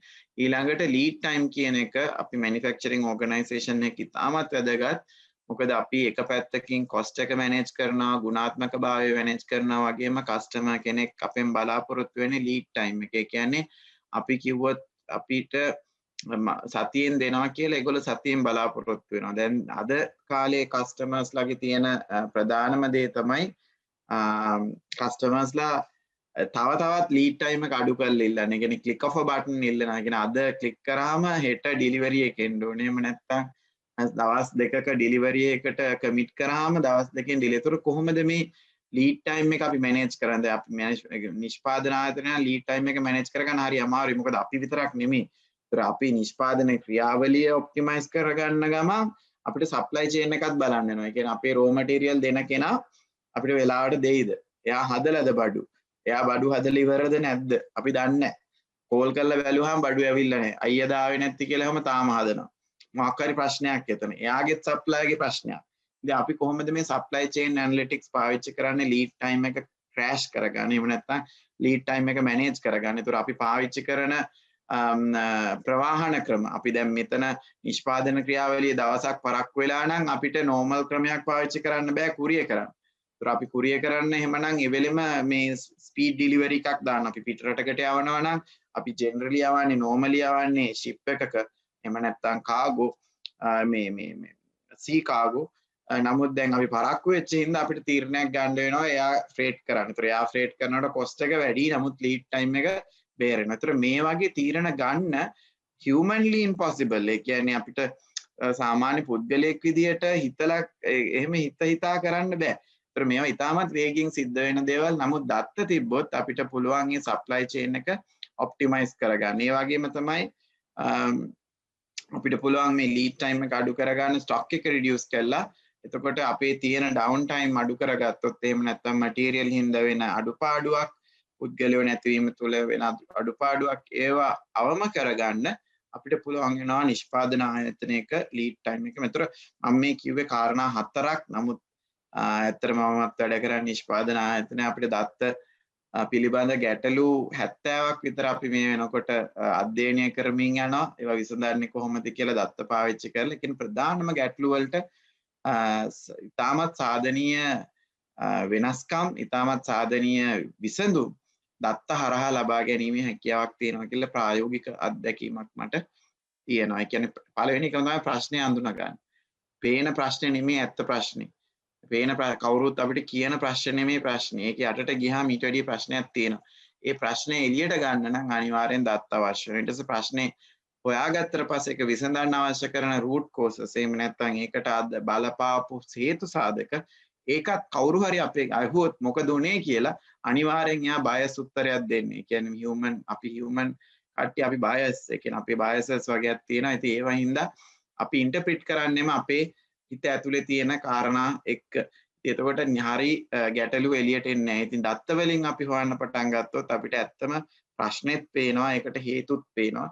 ඊළඟට වෙන්නේ අපි ඒකට විසඳුම දුන්නාම ඒ විසඳුම දුන්නාම අර අපි මුලින් බලාපොරොත්තු වෙත ප්‍රශ්නය අඩු වෙනවද වැඩි වෙනවද හොඳ වෙනවද කියලාත් අපිට දත්ත වලින් බලා ගන්න පුළුවන්. ඉතින් ඒකින්ද manufacturing organization එක industry 4.0 කියලා අපි හඳුන්වන තත්ත්වයක්. ඒ කියන්නේ ඉස්සරහට එන ඉන්ඩස්ට්‍රි 4.0 දැන්ටමත් ඇවිල්ලා තියෙන්නේ. එතනදී අපි කතා කරන්නේ කොහොමද ස්මාර්ට් ඩිසිෂන්ස් ගන්න දත්ත පාවිච්චි කරලා කියලා. සංජය මාව ඇහෙනවද? ඔව් චතුරංග හොඳට ඇහෙනවා. හරි නෑ. ඉන්ටර්නෙට් ඩ්‍රොප් වුණා වගේ දැනුණා ඒක. හරි. sorry. අපි ඊළඟට බලමු කොහොමද ෆැෂන් මට පොඩි ඇන්ඩ් ලයිෆ් ප්‍රශ්නයක් එනවා මේ ඉන්ඩස්ට්‍රී 4.0 කියලා අදහස් කරේ මොකක්ද කියන එක අපේ දන්න කට්ටිය ඉන්න පුළුවන්. හරි ඉන්ඩස්ට්‍රි 4.0 කියලා අදහස් කරන්නේ අපි ඉන්ඩස්ට්‍රියල් රෙවලූෂන් 4ක ලෝකයේ බිහි වෙලා තියෙනවා. පළවෙනි ඉන්ඩස්ට්‍රියල් රෙවලූෂන් එක තමයි ස්ටීම් එන්ජින් එක හොයාගත්ත කාලේ ලෝකෙ වෙනස් වුණා. එතකොට මැනුෆැක්චරින් කියන එක නිෂ්පාදන සහ සේවා වෙනස් වුණා ඉතාමත් වේගෙන්. ඊළඟ ඉන්ඩස්ට්‍රියල් රෙවලූෂන් එක තමයි ඉලෙක්ට්‍රිසිටි හොයාගත්ත කාලේ. ඒතර ඉලෙක්ට්‍රිසිටි හොයාගත්තට පස්සේ යන්ත්‍ර සූත්‍ර ඉලෙක්ට්‍රිසිටි වලින් දුවන්න පටන් ගත්තාම එෆිෂියන්සි වැඩි වුණා. අලුත් යන්ත්‍ර සූත්‍ර බිහි වුණා. අලුත් වේගයක් ආවා ලෝකෙට. එතකොට මේ දෙවෙනි එක. තුන්වෙනි එක තමයි කම්පියුටර්ස් හොයාගත්ත එක. එතකොට ඒ 1960 ගණන් වල ඉඳලා කම්පියුටර් තාක්ෂණය හරහා ලෝකෙ දියුණු වුණා. එතකොට සියලුම නිෂ්පාදන හා සේවා ආයතන පරිගණක පද්ධති භාවිතා කරමින් අන්තර්ජාලය භාවිතා කරමින් නෙට්වර්ක් පාවිච්චි කරමින් ලෝකෙ පෙරලියකට පත් වුණා. ඒතර අද වර්තමානයේ අපි ඉන්නේ 1990න් මෙහාට ඉන්නේ ඉන්ෆර්මේෂන් ඒජ් එක. අපි ඒකෙදි කියනවා ඉන්ඩස්ට්‍රි 4.0 කියලා. ඒකෙදි අපි අදහස් වෙන්නේ සංජය අපි ගාව තියෙන භෞතික සහ මානව සම්පත් පිළිබඳ දත්ත අපි එක්රැස් වෙනවා විවිධ ආකාරයෙන් IoT මාර්ගයෙන් ඩිජිටල් කරණය තුලින් එකතු වෙනවා. අන්න ඒ එකතු වෙන දත්ත පද්ධතිය මත තීරණ ගනිමින් එෆිෂන්ට් වෙන ලෝකයක්. එහෙම නැත්නම් ඵලදායී වෙන ලෝකයක් තමයි අද තියෙන්නේ. අවාසනාවකට අපේ රටේ ආයතන ගත්තොත් ඉතාමත් සීමිත ප්‍රමාණයක් තමයි මේ ඩිජිටල් කරණයට ලක් වෙලා තියෙන්නේ. ඉතින් ඩිජිටල් කරණයට ලක් වුණ නැත්නම් දත්ත නැහැ. මම සංජය මේ වගේ ඩීටේල් අපි කතා කරනවා කෝස් එක ඇතුළතදී. නමුත් ඒ ඩිජිටල් කරණය තුල තමයි දත්ත නිර්මාණය වෙන්නේ. දත්ත වලින් දුවන ආයතන එහෙම නැත්නම් දුවන ඉන්ඩස්ට්‍රීස් එහෙම නැත්නම් දුවන නිෂ්පාදන හෝ සේවා ආයතන වලට තමයි අපි ඉන්ඩස්ට්‍රි 4.0 කියලා කියන්නේ. හරි අපි ඉස්සරහට යමු. හරි ඊළඟට මේ ෆැෂන් ඇන්ඩ් ලයිෆ් ස්ටයිල් ඉතාමත් ආස කරන ඇනලිටික්ස් ඒරියා එකක්. අපි කොහොමද ෆැෂන් ඇන්ඩ් ලයිෆ් ස්ටයිල් එක කියන අපි ෆැෂනබල් දේවල් කරනවා නම් ලයිෆ් ස්ටයිල් එකට බඩු නිෂ්පාදනය කරනවා නම් සේවා සපයනවා නම් කොහොමද අපි මේකට දත්ත විද්‍යාව පාවිච්චි කරන්නේ? අපි මුලින්ම පාවිච්චි කරන දත්ත විද්‍යාව කන්සියුමර් ට්‍රෙන්ඩ් ඇනලිටික්ස් කියන එකට. ඒතර කන්සියුමර් ට්‍රෙන්ඩ් ඇනලිටික්ස් කියන්නේ අපිට පාරිභෝගිකයව හඳුරගන්න තියෙන සියලුම දත්ත අපි එකතු කරගන්නවා.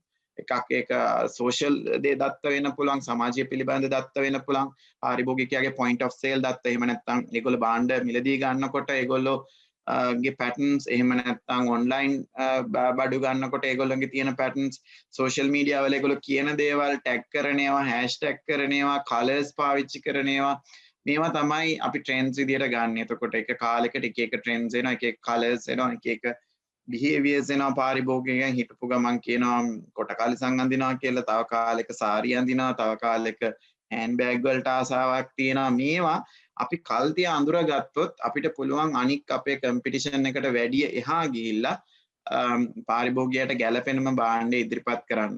ඉතින් කන්සියුමර් ට්‍රෙන්ඩ් ඇනලිටික්ස් අනිවාර්යෙන් අපිට ඕනම ආයතනයක් කරන්න පුළුවන්. ඒකට ඉතාමත් ලොකු සොෆිස්ටිකේෂන් එකක් අවශ්‍ය වෙන්නේ නැහැ. නමුත් අපිට ඔන්ලයින් වගේ දත්ත පද්ධතියක් තියෙනවා නම්, ඔන්ලයින් ට්‍රේඩින් තියෙනවා නම් ඒක පහසු වෙනවා. නමුත් ඒකත් අමතක කරලා අපිට පුළුවන් Facebook, Twitter, Google Analytics ඒ වගේ හරහා අපිට මේ ට්‍රෙන්ඩ්ස් අඳුර ගන්න හැකියාවක් තියෙනවාද? ඊළඟට මේ ඉන්ඩස්ට්‍රි එකේ තියෙන ලොකුම ප්‍රශ්නයක් තමයි දැන් තියෙන මේ ෆාස්ට් ෆැෂන් කියන එක. ඒකට ෆාස්ට් ෆැෂන් කියන්නේ හරි මේ හයිප් එකක්. ඒ කියන්නේ එකපාරට එනවා, බූම් වෙනවා, යනවා, ස්ටයිල් එක එනවා, යනවා, සතියයි තියෙන යනවා. එතකොට මේ වගේ තැනකදී කොහොමද අපි ඉක්මනට භාණ්ඩයක් concept එකේ ඉඳලා කොහොමද භාණ්ඩයක් ඉක්මනට මාකට් එකට ගෙනියන්නේ? ප්‍රී ප්ලෑන් කරන්නේ කොහොමද? අපේ මොනවද රෝ මටීරියල් ඕනේ, කලර්ස් මොනවද ඕනේ කියලා. ඒතර මේ ෆාස්ට් ටු මාකට්, ඒ කියන්නේ අපි හදන එකක් ඉක්මනට කන්සියුමර් ගාවට ගෙනියන්නේ. ඒ කියන්නේ අද හදලා හෙට ගෙදරට ඩිලිවර් කරන්නේ කොහොමද? මේ ක්වික් ටර්න් අරවුන්ඩ්ස් ගන්න මේ හැම එකටම දත්ත පාවිච්චි කරාම මේ කියන ක්‍රියාවලි මීට වැඩිය අපි දැන් කරනවට වැඩිය ස්මාර්ට් වෙනවා. අපි ඉන්ටෙලිජන්ට් වුණාට පස්සේ අපිට මේවා කල්තියා කරන්න පුළුවන්, පුරෝකතනයක් කරගන්න පුළුවන්. එහෙම නැත්නම් අඩු ගානේ කස්ටමර්ට කමියුනිකේට් කරන්න හරි පුළුවන් පරක්කු වෙනවා කියලා. ඉතින් ෆාස්ට් ෆැෂන් මැනේජ් කරන්න දත්ත පද්ධති සහ දත්ත විද්‍යාව එහෙම නැත්නම් ඩිජිටල් කරණය නැතුව කරන්න විදියක් නෑ. උදාහරණයක් විදියට අපි ඉන්න ඉන්ඩස්ට්‍රි එක කාලයක් තිස්සේ ෆිසිකල් ෆිටිං සෙෂන්ස් කරා. එහෙම නැත්නම් සාම්පල්ස් අපි ඇරියා කස්ටමර්ස්ලට සාම්පල්ස් බලලා කස්ටමර් අපිට ආපහු එවලා ඒ සාම්පල්ස් හොඳ නම් තමයි. ඉතින් දැන් අපි ඒව ඔක්කොම ඩිජිටලි කරන්නේ data පාවිච්චි කරලා virtual prototyping 3D prototyping වගේ දේවල් වලින් කස්ටමර්ට පුළුවන් දැන් සාම්පල්ස් approve කරන්න. ඊට පස්සේ virtual fit sessions තියෙනවා. ඒ කියන්නේ modelsලා වගේ avatars ලා හදලා තියෙනවා. ඒතර ඒගොල්ලන්ට අන්දලා බලන්න පුළුවන් fit වෙනවද කියලා හරියට. ඉතින් මේකට හරි මේ fast fashion වලට හරියන තාක්ෂණය සහ දත්ත දැන් available market එකේ. ඉතින් පරණ ක්‍රමයට කරාම කාලය ගොඩක් සානාස්ති වෙනවා. ඊළඟට මේ fast fashion වලත් තියෙන supply chain එක කොහොමද manage කරන්න කියලා. ඉතින් ඕනම brand එකක් ගත්තොත් ඒ brand එකේ තාම ඒ කියන්නේ brand එක ලොකු වියදමක් දරනවා තමන්ගේ stock එකට. මොකද අනිවාර්යෙන් 30ත් 40ත් අතර ප්‍රමාණයක් obsolete වෙනවා.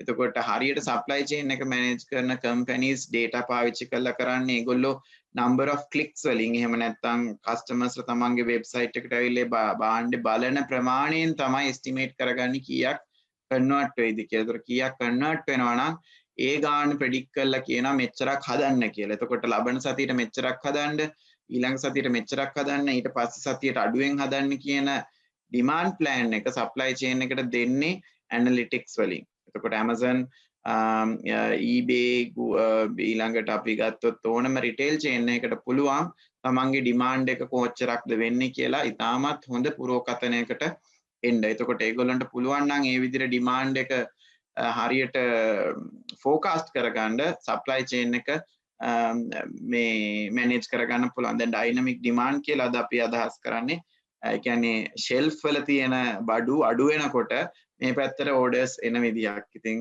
ලෝකේ තරම් දියුණුවේ සංජය retail shop එකකින් hanger එකකින් බඩුවක් ගන්නකොට මේ පැත්තට count එක 1 කියලා order එකක් එනවා. ඉතින් ඒ තරම්ම dynamic demand management system එකක් තමයි එන්නේ. ඒතර ඒ consumer pull කියන එකකින් consumer අර පැත්තෙන් අදිනකොට මේ පැත්තට මේකේ මුළු value chain එකේම තියෙන stock එක zero කරගන්න පුළුවන්.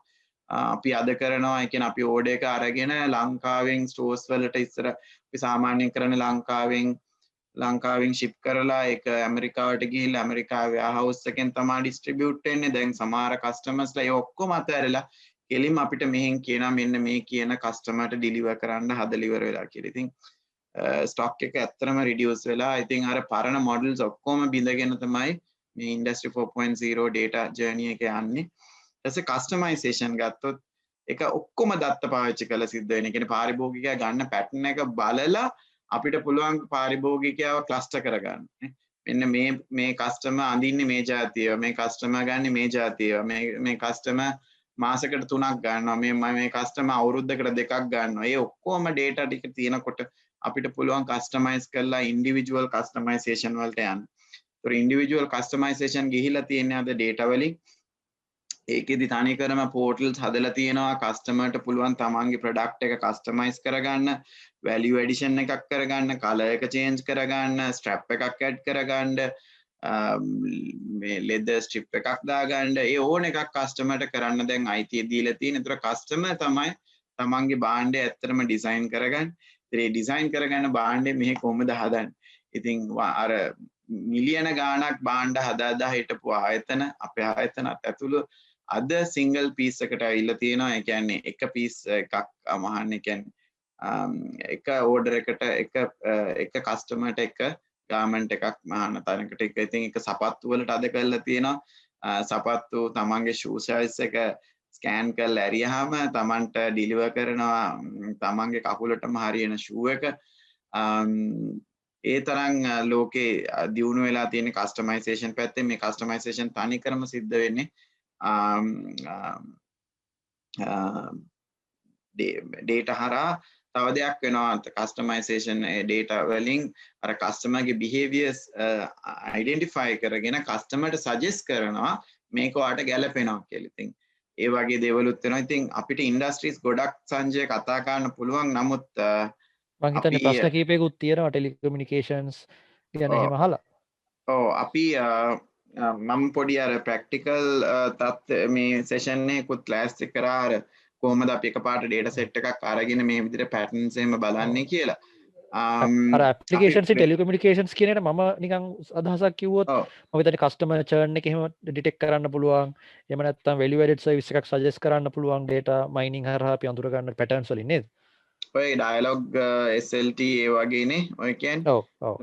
ඔය ඉන්ටර්නෙට් සර්විස් ප්‍රොවයිඩර්ස්ලා පළවෙනිම ඇනලිසිස් එක තමයි ඒගොල්ලෝ කරන්නේ churn analytics කියන එක. churn analytics එකෙන් පුළුවන් කොයි කස්ටමර් කොයි දවසේ ඩ්‍රොප් වෙයිද කියලා කියා ගන්න. ඒකට මේ මාසේ මෙන්න මේ කස්ටමර් සෙග්මන්ට් එක ඩ්‍රොප් වෙයි කියලා කියන්න පුළුවන්. එතකොට ඒ churn එක ඒගොල්ලන්ට ලොකු බාධාවක්. මොකද කස්ටමර් churn වෙනවා කියන්නේ අනිවාර්යෙන් වෙන කම්පැනි එකට යන්නේ. එතකොට කස්ටමර් රිටෙන්ෂන් එක තමයි ගෝල් එක. churn එක අපි පාවිච්චි කරන්නේ රිටේන් කරගන්න. එතකොට chain analytics එකෙන් කිව්වම චතුරංග හෙටනිද්දට දාලයයි කියලා මේ පැත්තෙන් අපි මාකටිං ටීම් එක හරහා ඔෆර් එකක් දෙනවා. එහෙම නැත්නම් කොස්ට් එක අඩු කරනවා, කස්ටමර්ට කතා කරනවා, පොඩ්ඩක් කස්ටමර්ව එන්ගේජ් කරගන්න බලනවා. ඉතින් මිලියන ගාණක් කස්ටමර්ස්ලා තනි තනියෙන් එන්ගේජ් කරන්න බෑ සංජය. ඉතින් ඒකින්ද අනිකරම ඩේටා පාවිච්චි කරලා ක්ලස්ටර් කරගෙන තමයි අපි ඒගොල්ලන්ට ඔප්ටිමයිස් කරන්න. ඊළඟට ඒගොල්ලන් අලුතෙන් ඉන්ට්‍රොඩියුස් කරන ප්‍රොඩක්ට්ස්. එතකොට ඒ ඉන්ට්‍රොඩියුස් කරන ප්‍රොඩක්ට්ස් මුලින්ම දාලා බලනවා මොන වගේ කස්ටමර්ස්ලාද ඒවා පාවිච්චි කරන්න කියලා. ඊට පස්සේ ඩේටාබේස් එකෙන් බලනවා ඒ වගේ කස්ටමර්ස්ලා තව කවුද ඉන්නේ කියලා ඒගොල්ලන්ට විතරයි ලින්ක් එක යවන්නේ. ඉතින් අර හැමෝටම බර්ඩන් එකක් වෙනවනේ සමහර ඔය රින්ග්ටෝන්ස් එහෙම එනකොට. ඉතින් නමුත් දැන් අතන පිටිපස්සෙන් බලන්න පුළුවන් මොන වගේ අයද මොන ඉකොනොමික් ස්ටාර්ටර් එක අයද මොන වගේ දැන් ඒගොල්ලෝගේ සෙග්මන්ට් කරන් තියෙනවනේ ගෝල්ඩ් කස්ටමර්ස්ලා, සිල්වර් කස්ටමර්ස්ලා, කෝපරේට් කස්ටමර්ස්ලා, ඉන්ඩිවිජුවල් කස්ටමර්ස්ලා මොනවාද ප්‍රීපේඩ් අය, ෆික්ස් පේඩ් අය, සිම් මාරු කරන අය, ෆෝන් නම්බර් එකක් මාස 5ක් පාවිච්චි කරන්නේ නැති අය කියලා ඒ තියෙන පැටර්න්ස් ඔක්කොම පිටිපස්සේ. ඉතින් ඒ පැටර්න්ස් පාවිච්චි කරලා තමයි ඔප්ටිමයිස් කරන්නේ. ඉතින් එහෙම නොකරන කම්පැනි එකකට සර්වයිව් වෙන්න බෑ සංජය. ඒක හරි. හොඳයි අපි ප්‍රැක්ටිකල් ඇස්පෙක්ට් එකට යමු වෙනවා.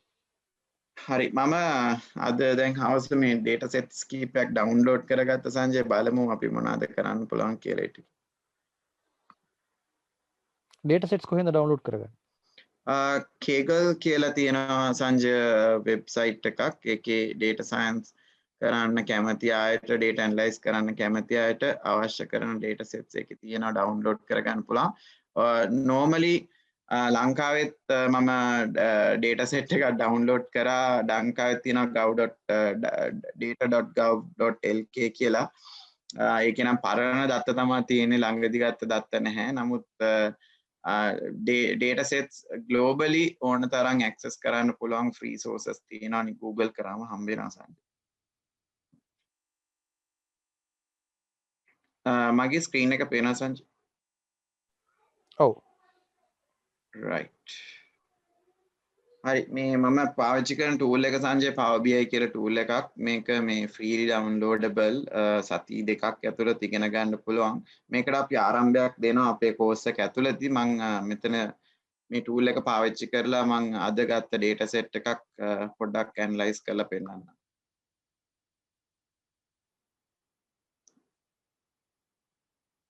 මම මේ credit card data set එකක් download කරගත්තා. එකේ අපි data ටික මේ tool එකට ගන්නකොටම පෙන්නනවා ඒගොල්ලෝ මොනවද තියෙන්නේ කියලා. දැන් customer ID එකක් තියෙනවා, balance එකක් තියෙනවා, balance frequency එකක් තියෙනවා, purchases, one off purchases, installment purchases. ඒතර මේ තියෙන්නේ summarize කරපු credit card details වගේක්. cash advance කවුද අරන් තියෙන්නේ ඒ වගේ. එතකොට මම මේක හදාගන්නේ transform. සංජය පේන්නේ නැත්තම් කියන්න. දැන් පේන්නේ හෝම් ස්ක්‍රීන් එක. මම හිතන්නේ උඩ වින්ඩෝ උඩ මොකක් කර උඩ වින්ඩෝ එකක් තියෙනවනේ ඒක පේන්නේ. නෑ මේක උනේ ස්ක්‍රීන් එක ෂෙයා කරන්න. හරි. ඔය ඇප්ලිකේෂන් එකේ මුළු ස්ක්‍රීන් එකම ෂෙයා කරන්න. දැන් හරිද සංජය? හරි. right හරි පොඩ්ඩක් මේක edit tool එකක් අර data ටික අපිට edit කරගන්න පුළුවන් මම basically බලන්නේ මොනවද ඒකේ තියෙන issues කියලා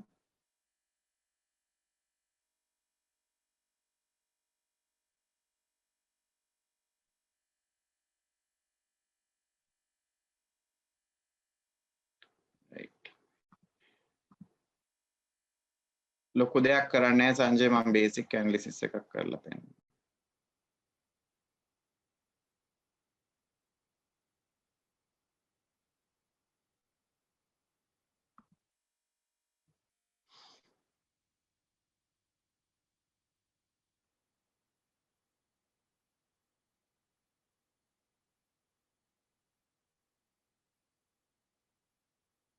මම ඊට ඉස්සෙල්ලා දාලා තිබ්බ data set එකකුත් load වෙනවා අර retail data set එකක් මම ගත්තා credit card data set එකක් ගත්තා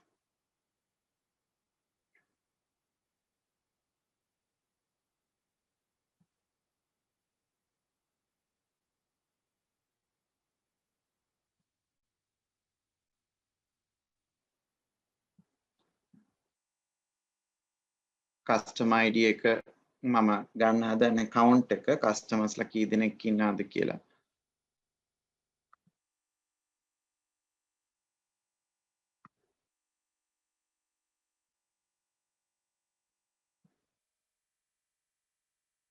ඒ data set එකේ customers ලා 5000 ගණක් ඉන්නවා ඊළඟට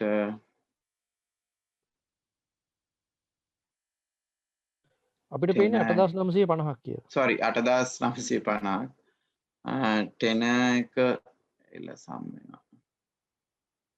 අර data set download කරපු site එකේ නම අහනවා. මම මේක දාන්න. chat එකට දාන්න.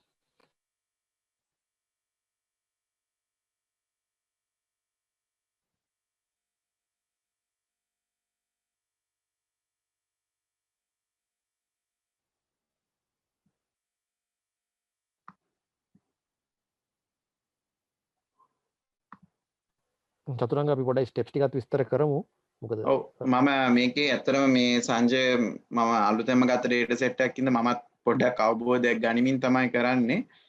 මේක මම කරන්න හදන්නේ අර 10 එක මේකේ තියෙනවා කොච්චර කාලයක්ද මේ කස්ටමර් කියලා. ඒක තියෙන්නේ numeric විදියට. මම ඒක text එකක් විදියට convert කරගන්න යන්නේ මට analysis එක ලේසි වෙන්න. මේ edit query එකේ මොකුත් කරාට තමන්ගේ original data set එකේ මොකුත් වෙන්නේ නැහැ.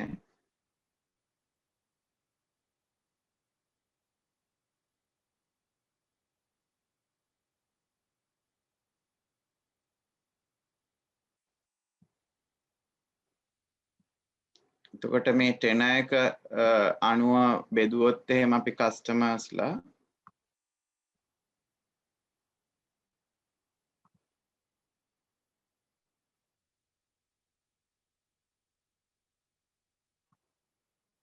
එක අපිට graph එකක් විදියට ගන්න. මාස 12ක් හිටපු අය ඉන්නවා.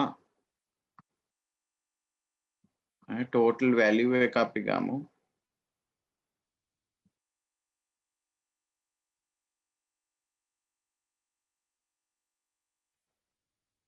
balance එක $14 million මේ credit cards වල balance එකක් තියෙනවා.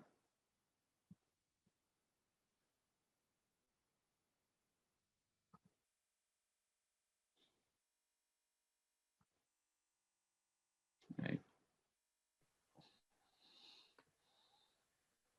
can we use R studio කියලා අහනවා. yes R studio පාවිච්චි කරන්න පුළුවන් statistical analysis කරනවා නම් මේ Power BI කියන්නේ desktop tool එකක් end user ට තියෙන. මම ඊට පස්සේ මේක classify කරගන්න යනවා සංජය මේගොල්ලෝ cash advance ගන්න අයද නැද්ද කියලා. ඒක කරගන්න මට මෙතන edit එකේ පුළුවන්කමක් තියෙනවා.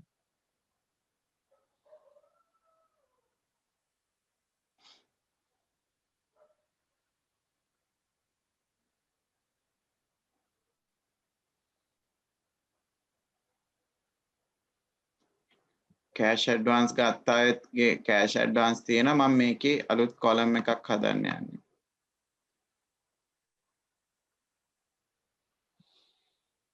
මොකක්ද අපි හොයන්න උත්සාහ කරන්නේ?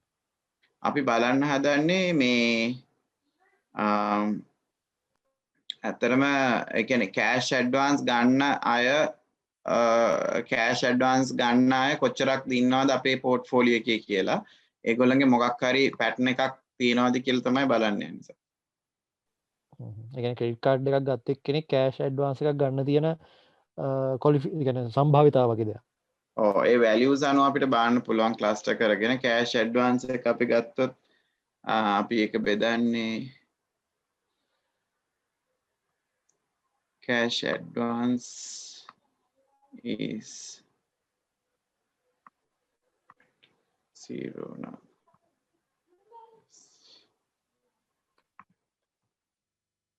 මේ අර අපි මේක ස්ප්ලිට් කරගත්තා. ඊළඟට මම ස්ප්ලිට් කරගන්න යනවා ඒගොල්ලොන්ගේ payments balance එක අනුව අපි ස්ප්ලිට් කරගමු.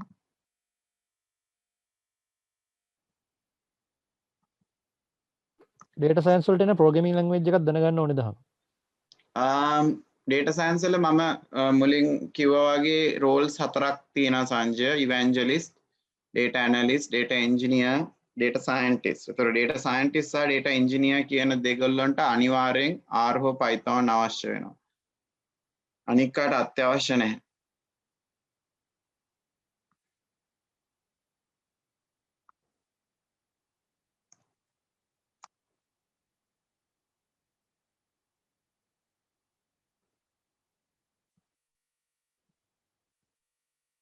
මම balance එක cluster කරගන්න යනවා.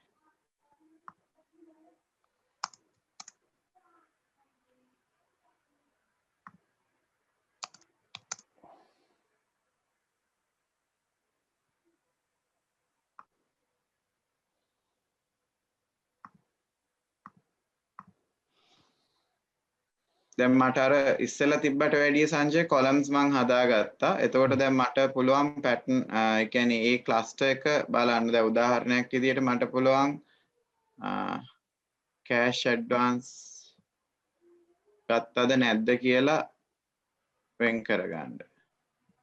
cash advance මෙතනදී අපි filter එකක් දාගත්තොත්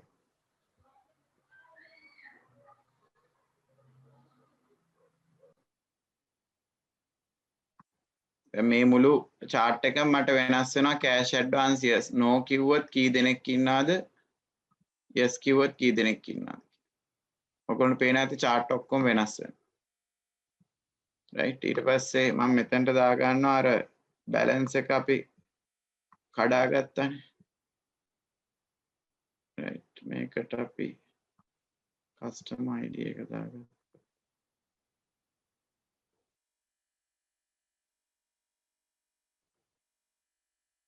මේ තියෙන්නේ අපිට දැන් මේ වෙලාවේ ඉන්නවා balance එක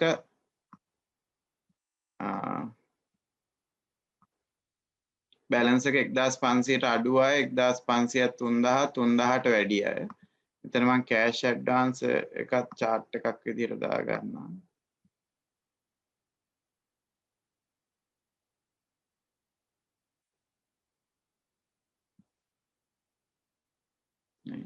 cash advance ගත්ත අය ඉන්නවා 151ක් ගත්තේ නැති අය ගත්ත අය ඉන්නවා 48ක්. මම මෙතන මට ඕනේ about 3000 අය ගත්තොත් about 3000 අයගෙන් cash advance අරන් තියෙන්නේ 3.3. එහෙම නැත්නම් අනිත් පැත්තට ගත්තොත් 13%. එතකොට මේ අපිට cluster කර කර බලන්න පුළුවන් මේ වගේ patterns behaviors තියෙනවාද කියලා සංජය. ඒ වගේම තමයි මම retail data set එකක් කරන් තියනවා මෙතනට.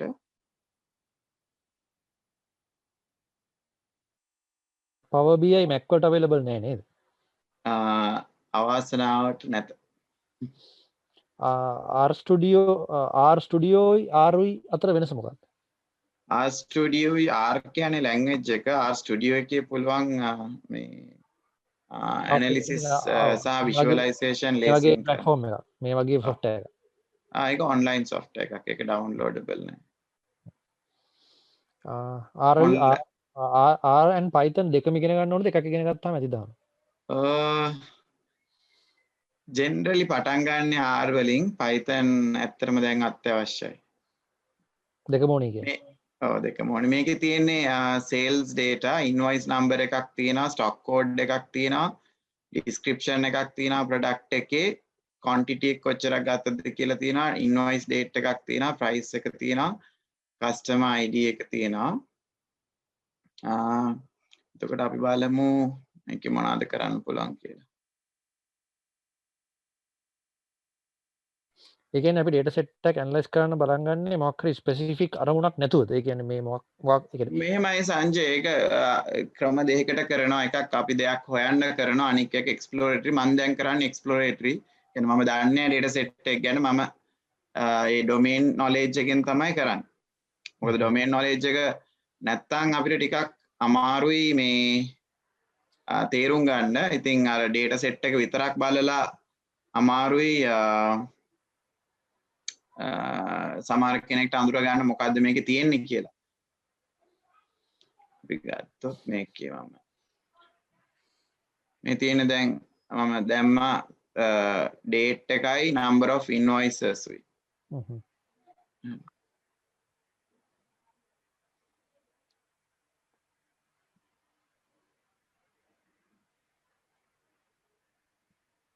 අපිට total sales ගන්න විදියක් කරන්න නම් අපි මේක වැඩි කරලා ඉන්න ඕනේ.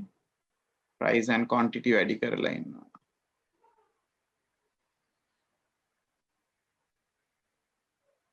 සංජය වෙලාව කොහමද? අපිට තව විනාඩි 20ක් විතර යන්න පුළුවන්. right. value කියන එක මම හදාගන්නේ quantity multiplied by price. right, value එක ආවා. අපි value එක dollars වලින් තියාගමු.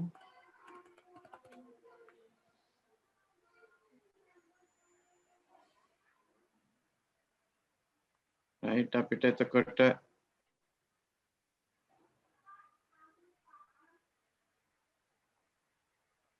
මම බලන්න හදන්නේ total volume එකයි consumer ID එකත් එක්ක කවුද ලොකුම customers ලා අපේ මොන product එකද අපේ වැඩිපුර විකිනෙන්නේ, ඒ වගේ එකක් තමයි බලන්නේ. කොයි කාලවල දේවා විකිනෙන්නේ ඒ වගේ.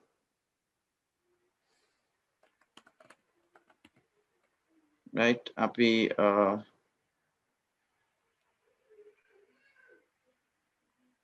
value එක දාමු. total $9.4 million තියෙනවා මේ cluster එකේ, මේ data set එකේ. quantity එක ගත්තොත් අපි විකුණලා තියෙනවා 5 million. right, ඊට අපි stock code එකෙන් බැලුවොත් අපි stock code එකට quantity එක දාගත්තොත් අපේ largest sale එක වෙලා තියෙන මේ stock code 22 කියන එකේ අපි නම description එකක් දාගත්තොත් please. right, white hang heart light holder කියන එක තමයි වැඩිපුරම විකිනලා තියෙන්නේ.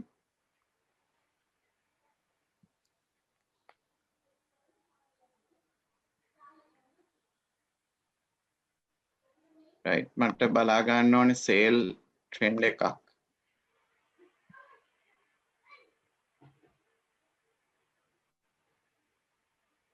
සංජය මේ සාමාන්‍යයෙන් අපි chart graph excel එකේ අඳින්න ගියා නම් කොච්චර වෙලාවක් යනවද? සෑහෙනලාවක් යනවා. මේක නිකන් drag and drop. මේක drag and drop එක තමයි.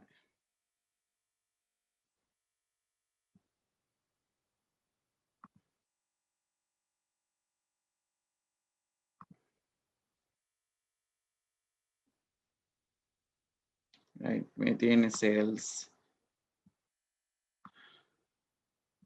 line එකක්. අපිට මේ කියන product එක විතරක් බැලුවාම ඒ product එකෙන් $157,000 sales වෙලා තියෙනවා. මේක අපි හයිරාකි එකකට දැම්මොත් අපිට බලන්න පුළුවන් month on month කොහොමද කියලා.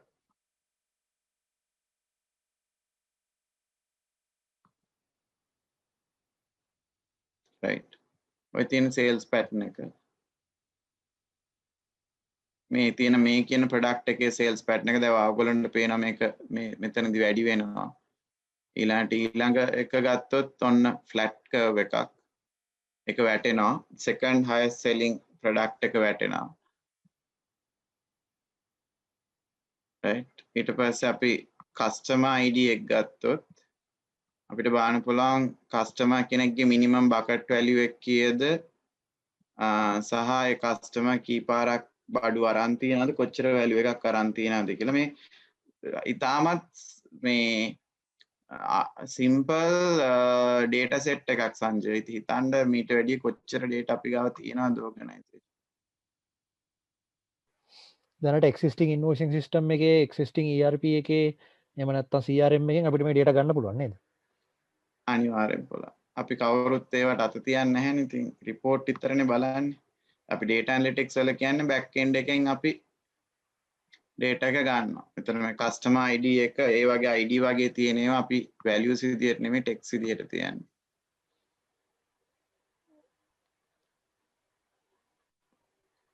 දැන් ගොඩාක් systems මම දන්න විදිහට ඒවා export options තියෙනවා. ඒ කියන්නේ CSV වලට Excel අපි ඇත්තටම දැන් මේ Power BI වගේ tool එකක් මේවා කරනවා නම් සංජය කෙලින්ම server එකට connect කරන්න පුළුවන්. Excel වලට download කරන්න ඕනේ. Excel එකත් connect කරන්න පුළුවන් දැන් server එකට.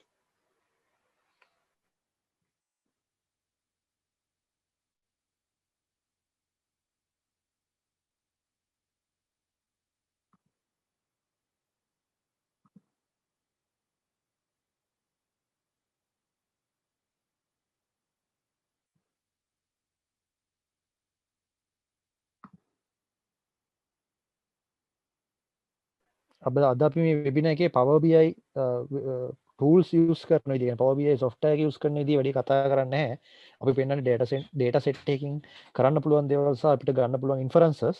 Power BI එක වැඩිපුර විස්තර වෙනවා අපේ පාඨමාලාව ඇතුලේ කොහොමද මේ software එකේ tools toolbars එහෙම use ඔය කරන්නේ. කියන්නේ මේක මම මුලින් ඉඳලා කියලා දෙනවා සංජය. ඒකේ මෙතන නම් මම මේ අතර මේ ඉක්මනට කරන්නේ මේකේ. අපි මේ pattern එකක් බලා ගන්න.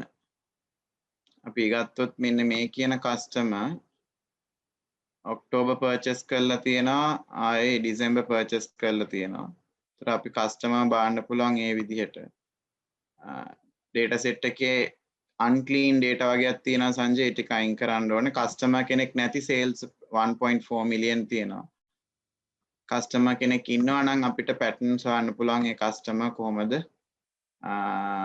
මේකට දායක උනේ කියලා. ඊළඟට මෙතන අපිට country එක තියෙන හින්දා අපිට පොඩ්ඩක් ඕනනම් map එකකුත් දාගත්ත හැකි.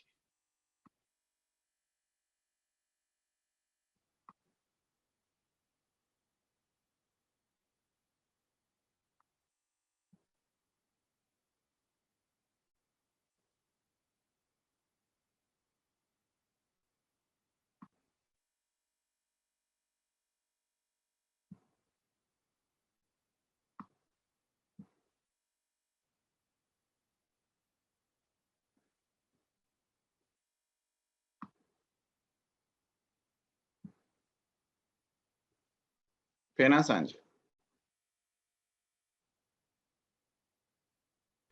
ඔව් අපිට පේනවා. හරි එතකොට දැන් මෙතන අපිට බලා ගන්න පුළුවන් අපේ sales කොහෙද වැඩිපුර වෙන්නේ මොන රටේද UK වල තියෙන sales ප්‍රමාණය ඒෂියා වල තායිලන්ඩ්. ඒකට මේ ඔක්කොම මේ මුළු මේ sheet එකම interactive සංජය. අපි උදාහරණයක් විදියට ඕනෙම data point එකකින් අපිට filter කරන්න පුළුවන් නේ. ඔව් සවුත් අප්‍රිකා ගත්තොත් සවුත් අප්‍රිකා වල විකිනෙන්නේ මෙන්න මේ products ටික නොවැම්බර් වල sales වැටිලා තියෙනවා. තායිලන්ඩ් ගත්තොත්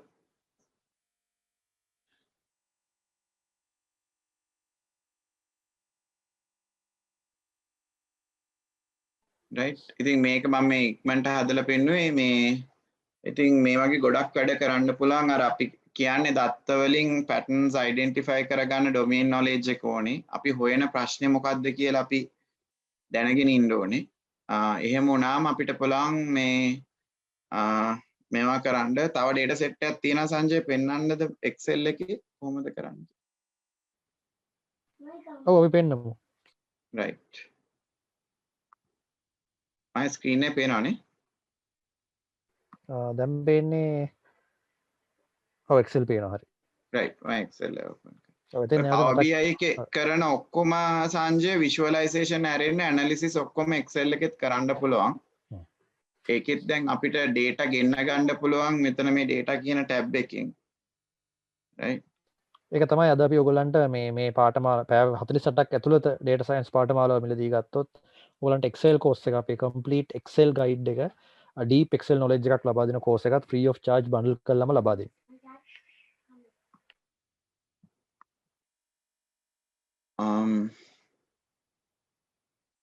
ඒක ඉන්ට්‍රස්ටිං data set එක සංජය මේ මට අද වෙනකොට හම්බුනේ මේ ලංකාවේ data sets ඔක්කොම පරණේවා තිබ්බේ වැදගත් එකට තිබ්බේ ලංකාවේ හොටෙල් ඔක්කොම ටික තිබ්බා මේකේ තියෙන්නේ ලංකාවේ ඔක්කොම හොටෙල් ටික අප්ඩේට් එකද දන්නේ නැහැ ඒක 2000 කීයද කියලා මම දැක්කේ නැහැ නමුත් හොටෙල් ටික ඔක්කොම ටික මේකේ තිබ්බා මම මේ ඔයගොල්ලන්ට පෙන්වන්න යන්නේ Excel එකේ තියෙන map එකක් Excel එකේ pivot කරන්න මම හිතන්නේ බහුතරයක් දෙනා දන්නවා ඇති ඒක ඉගෙන ගන්න පුළුවන් ඔයගොල්ලන්ට මේක ඉන්ට්‍රස්ටිං වෙන්නේ මේක මේ අපිට පුළුවන් මැප් කරන්න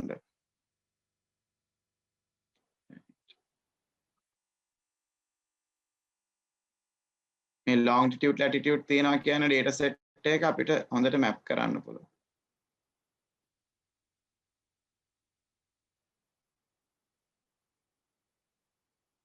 මම මේක කෙලින්ම කනෙක්ෂන් එකක් හදලා data model එකට දාන්නේ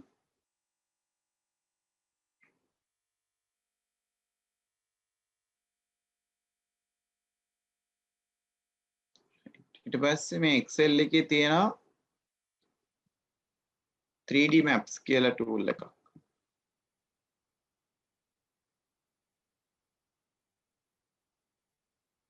මේක ඇත්තටම 2012 ඉඳන් තිබ්බා. කවුරුත් දන්නේ නැහැ. අපි හොයාගත්තේ 2015 දී.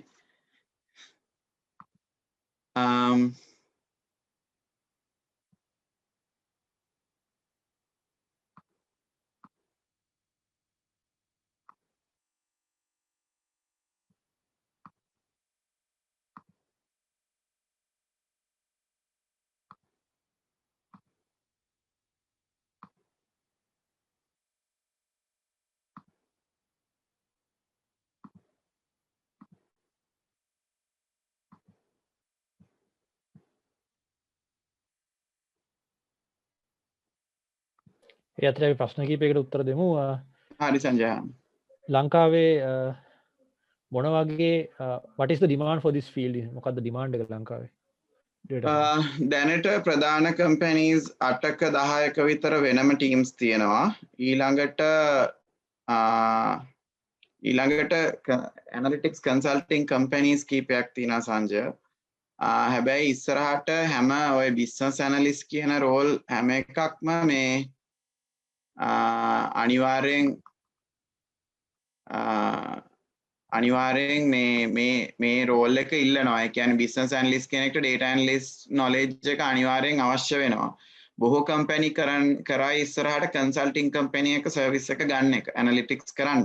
නමුත් data culture එකක් අපි හදනවා නම් සංජය මේ අනිවාර්යෙන් ඉන්ටර්නල් ටීම් එකක් හදාගන්න එක තමයි හොඳ. මොකද data තිබ්බට වැඩක් නැහැ අපිට decisions ගන්න හැමෝම ඒ පිළිබඳ හොඳ අවබෝධයකින් ඉන්න ඕනේ. මේ සංජය මැප් වුණා මේ hotels ටික ඔක්කොම.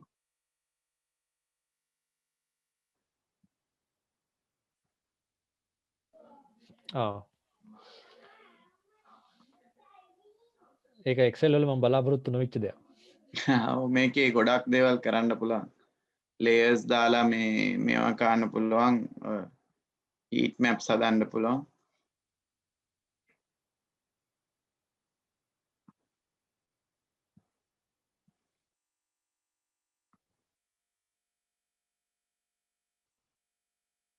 අපිට නම් මේක bubbles වලට දීලා කැටගරි එකට අපිට grade එක දෙන්න පුළුවන්. මට මම නිකං සංජය මේ පෙන්නුවේ කියන අපි කොහොමද ඩේටා අරද අපි කොහොම ඩේටා කිව්වට තේරෙන්නේ නැහැනේ මේවා අරගෙන අපි විෂුවලයිස් කරාම තමයි අපිට යම්කිසි තීරණ වලට පහසු වෙන්නේ. ඉතින් ওই ටික තමයි සංජය මම අද මේවා කරේ. මම පොඩ්ඩක් අපේ කෝස් එකේ තියෙන සබ්ජෙක්ට් එක කියන්න. ඕකේ. පේනවනේ ස්ක්‍රීන් එක? ඔව් පේනවා. රයිට්. එතකොට මේ අපි මේ හදපු කෝස් එක ඇත්තටම අපි කරේ මේ සබ්ජෙක්ට් එක අඳුරලා දෙන්න. ඒ කියන්නේ අර අහපු ප්‍රශ්නේ හරිම මේ මෙහෙම හිතන්නකෝ දැන් සංජය අපේ ආයතනෙ තිබ්බේ නැහැ මේ සබ්ජෙක්ට් එක. අපි පටන් ගත්තේ අහඹු ලෙස තමයි 2015. හැබැයි ඉතින් අපි පටන් ගත්තට පස්සේ ඒකේ ආපු වැලියු එක හින්දා දිගටම හයර් කරලා ටීම් එකක් ඇතුලේ හැදුනා. ඒතර ඕගොල්ලන්ගේ ආයතන වල නැති වුණත් තමන් ඉන්න ඕනම වෘත්තියක ඉඳගෙන තමන්ට පටන් ගන්න පුළුවන් සංජය. ඒ කියන්නේ data analytics team එකක්ම හදන්න අවශ්‍ය වෙන්නේ නැහැ. ඒතකොට මම කියවනේ කණ්ඩායම් දෙකක් ඉන්නවා කියලා. දැන් මල්ලිලා කවුරු හරි ප්‍රශ්න ඇහුවා නම් Python Dart ඉගෙන ගන්න. ඒ කියන්නේ ඒගොල්ලෝ data analytics experts ලා වෙන්න තමයි යන්නේ. ඒ profession එකට. අනික් අයට තියෙන්නේ දැන් අපි සාමාන්‍ය එදිනෙදා දත්ත පිළිබඳ හොඳ අවබෝධයක සහ මේ tools ටික අපි දන්නවා නම් අපි එදිනෙදා කරන වැඩ ගොඩක් කරගන්න පුළුවන්.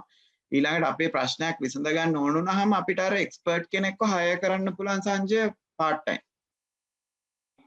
ප්‍රශ්නේ විසඳගන්න. ඒ වගේ මම හිතන්නේ මේ ස්ටාර්ට්අප් කම්පනීස් වලටත් ඒගොල්ලන්ගේ ස්ටාර්ට්අප් එක අවුරුද්දක් එකමාරක් දෙකක් රන් වුණාට පස්සේ ඒ ඔන්ටර්ප්‍රෙනර් නොලෙජ් එකක් තියෙනවා නම් data science පැත්තෙන් සෑහෙන දෙයක් කරගන්න පුළුවන් නේ. අනිවාර්යෙන්. ඒ කියන්නේ competitive advantage එකක් එනවාමයි. ඒ කියන්නේ market එක ගැන දන්න startup එකකට versus market එක ගැන නොදන්න, තමන්ගේ product එක ගැන දන්න, තමන්ගේ supply chain එක ගැන නොදන්න ස්ටාර්ට්අප් එකකට තමන්ගේ සේවකයා ගැන දන්න නොදන්න ස්ටාර්ට්අප් එකක් අතර ලොකු වෙනසක් තියෙයි සංජය. ඒතර අපි මේකේ මේ මේන් ස්කෝප් එක තමයි මේ විෂය හඳුන්වා දීම. ඒ කියන්නේ මේක මේ විෂයක් විදියට අපි කොහොමද මේවා කරන්නේ කියලා මම ඉන්ඩස්ට්‍රීස් මම හිතන්නේ 8ක් විතර ඒ කෝස් එකෙත් අපි කතා කරනවා කොහොමද ප්‍රැක්ටිකලි පාවිච්චි කරන්න කියලා. ඊට පස්සේ ඒ සබ්ජෙක්ට් එක ඇතුලේ තියෙන විවිධ ජොබ්ස් අපි කතා කරනවා. ඒ කියන්නේ මැනේජ්මන්ට් ශාස්ත්‍රයේ තියෙන ජොබ්ස්, ටෙක්නිකල් පැත්තේ තියෙන ජොබ්ස් කතා කරනවා. ඊළඟට කොහොමද අපි මේක එතනින් එහාට එක්ස්ප්ලෝර් කරන්න කියලා. මේක ඉන්ට්‍රොඩක්ටරි කෝස් එකක් හින්දා මේකෙන් data science ඉගෙන ගන්න බෑ. එතකොට ඊළඟ ස්ටෙප් එක විදියට මොනවද මොන courses අපි කරන්න ඕනේ, කොහොමද self learn කරන්න කියන එක කතා කරනවා. ඊට පස්සේ එදිනෙදා practicals වලට Excel සහ Power BI තමන්ගේ data කොහොමද හොඳට තියාගන්නේ Excel එකේ. Excel වල අපේ තියෙන data ඔක්කොම වැරදි 90%ක් වුණා. ඒවා කොහොමද තියාගන්නේ කියන කතා කරනවා. එතකොට අපි ටොපික්ස් විදියට ගත්තොත් පළවෙනි එක තියෙන්නේ විෂය හඳුන්වා දීම, ඉන්ට්‍රොඩක්ෂන් එක. ඊළඟට අපි data ගැන කතා කරනවා. ඊට පස්සේ අපි data use කරලා problem solve කරන ගැන කතා කරනවා. ඇත්තටම කොහොමද අපි data driven problem solving එකක් කරන්නේ කියලා. ඊළඟට AI ගැන අපි ටිකක් කතා කරනවා. මොකද ඒක අර මේ නිකන් හැමෝම කතා කරන සබ්ජෙක්ට් එකක් හින්දා ඒකේ හරි අවබෝධය මට දෙන්න අවශ්‍ය වුණා. ඒක ඇයි අපි කතා කළ යුත්තේ කියන එක.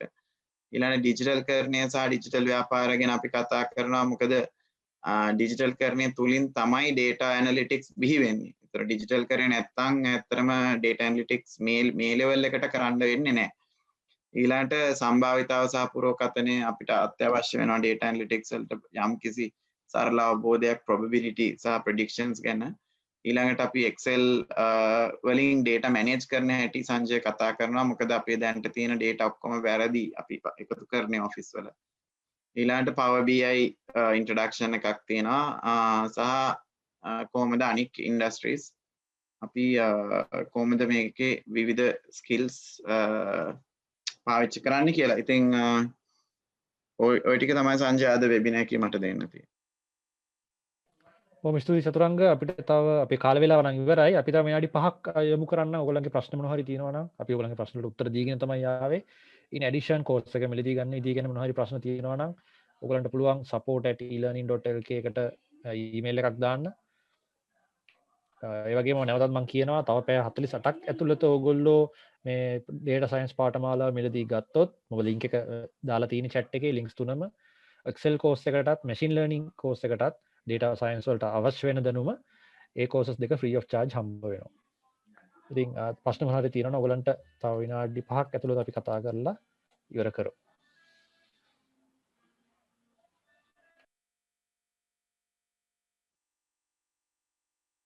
එඩියුකේෂන් ෆීල්ඩ් එකකට කොහොමද යූස් කරන්නේ data science කියලා අහනවා.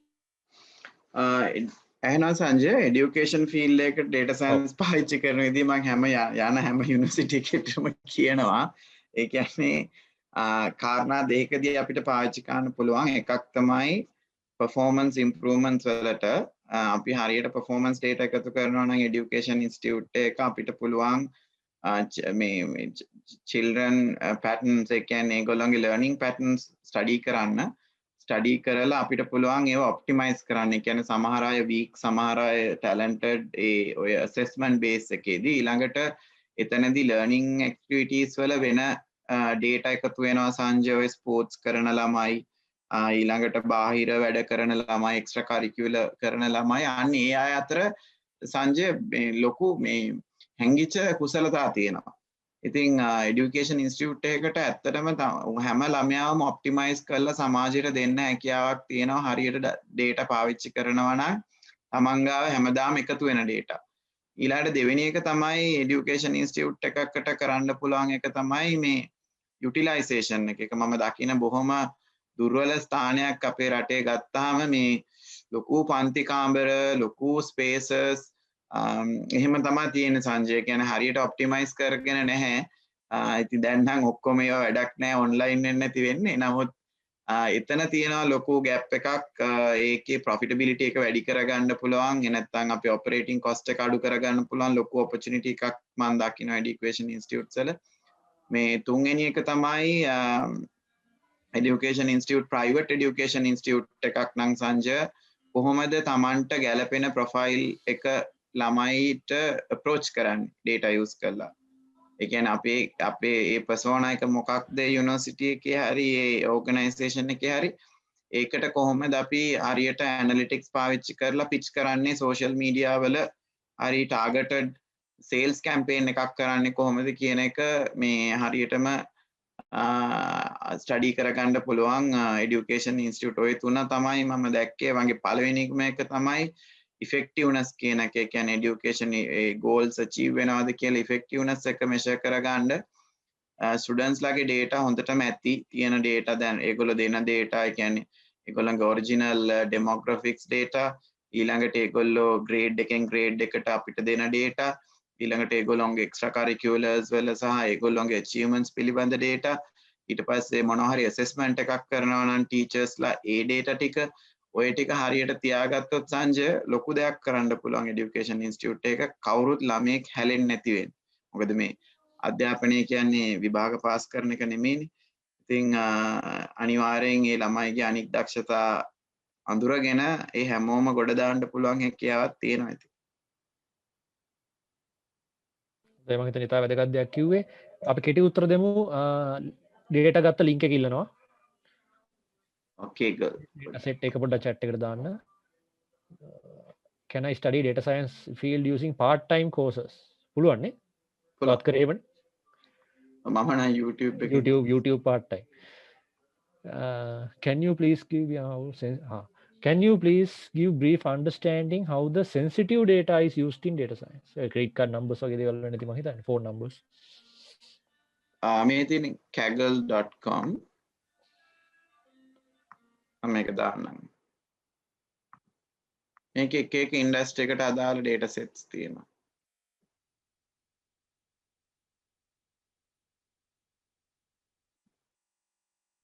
මොකක්ද සංජය ප්‍රශ්නේ?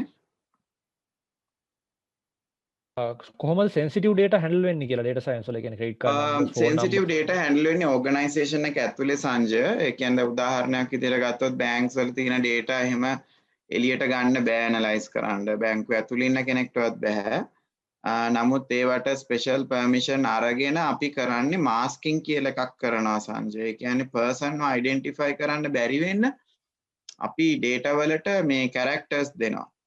දැන් උදාහරණයක් විදිහට දැන් සංජයගේ නම්බර් එක අපි හිතමු customer ID එක කියලා. අපි customer ID එක mask කරලා තමයි analyze කරන්න පටන් ගන්නේ. analyze කරන කෙනාටවත් හොයන්න බෑ කවුද කියලා.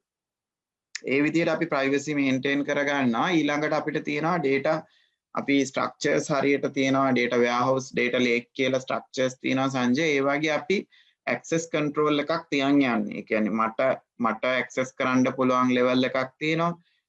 වෙන ඩිපාර්ට්මන්ට් එකක කෙනෙක්ට access කරන්න පුළුවන් level එකක් තියෙනවා. අන්න ඒ වගේ security measures තියෙනවා.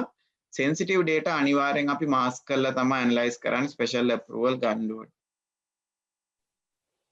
හොඳයි.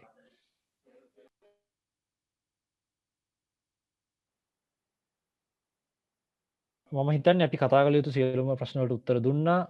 ඔයගලන්ට එක්කෙනෙක් අහලා තිබ්බ කෝස් එකේ ෆී එක අපි මේ data science introductory course එක ප්‍රයිස් කරලා තියෙන සතුරංග පෙන්නපු විෂය කරුණු ඔක්කොම කව රුපියල් 20000ක මුදලකට.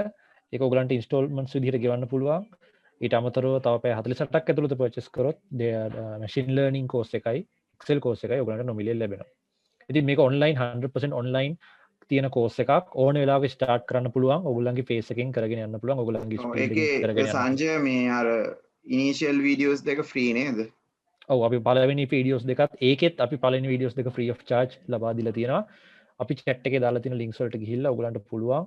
නැත්නම් අපි elearning.lk වෙබ්සයිට් එකට ගිහිල්ලා data science කියලා සර්ච් කරන්න. එතෙන්දී ඔයගොල්ලන්ට ඒ අදාළ කෝස් එක ලබා ගැනීමේ හැකියාව තියෙනවා. After purchasing this course, do we need to attend live lectures or can we have recorded lectures? මේ course එක ගත්තට පස්සේ recorded lectures තමයි ඔයගලන්ට බහුතරයක් ලැබෙන්නේ. ඒ අතරේ අපි පවත්වනවා live webinars. live webinars වලත් recording එක course එක ඇතුලේ අනිවාර්යෙන් හම්බ වෙනවා. ඒක හින්දා ඔයගලන්ට ඊළඟට සංජය අර අපි monthly කරනවානේ මේ touch up එකක්.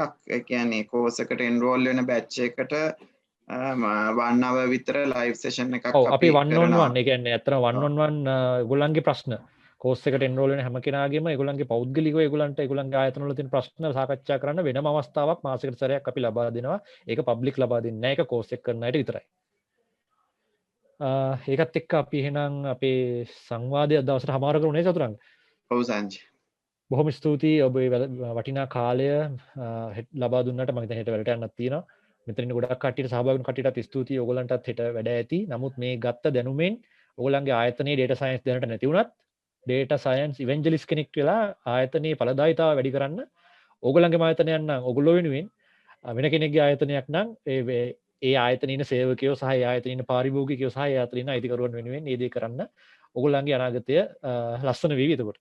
ඉතින් ඒකත් එක්ක අපි අද අපේ සාකච්ඡාව මෙතනින් සමාර කරනවා.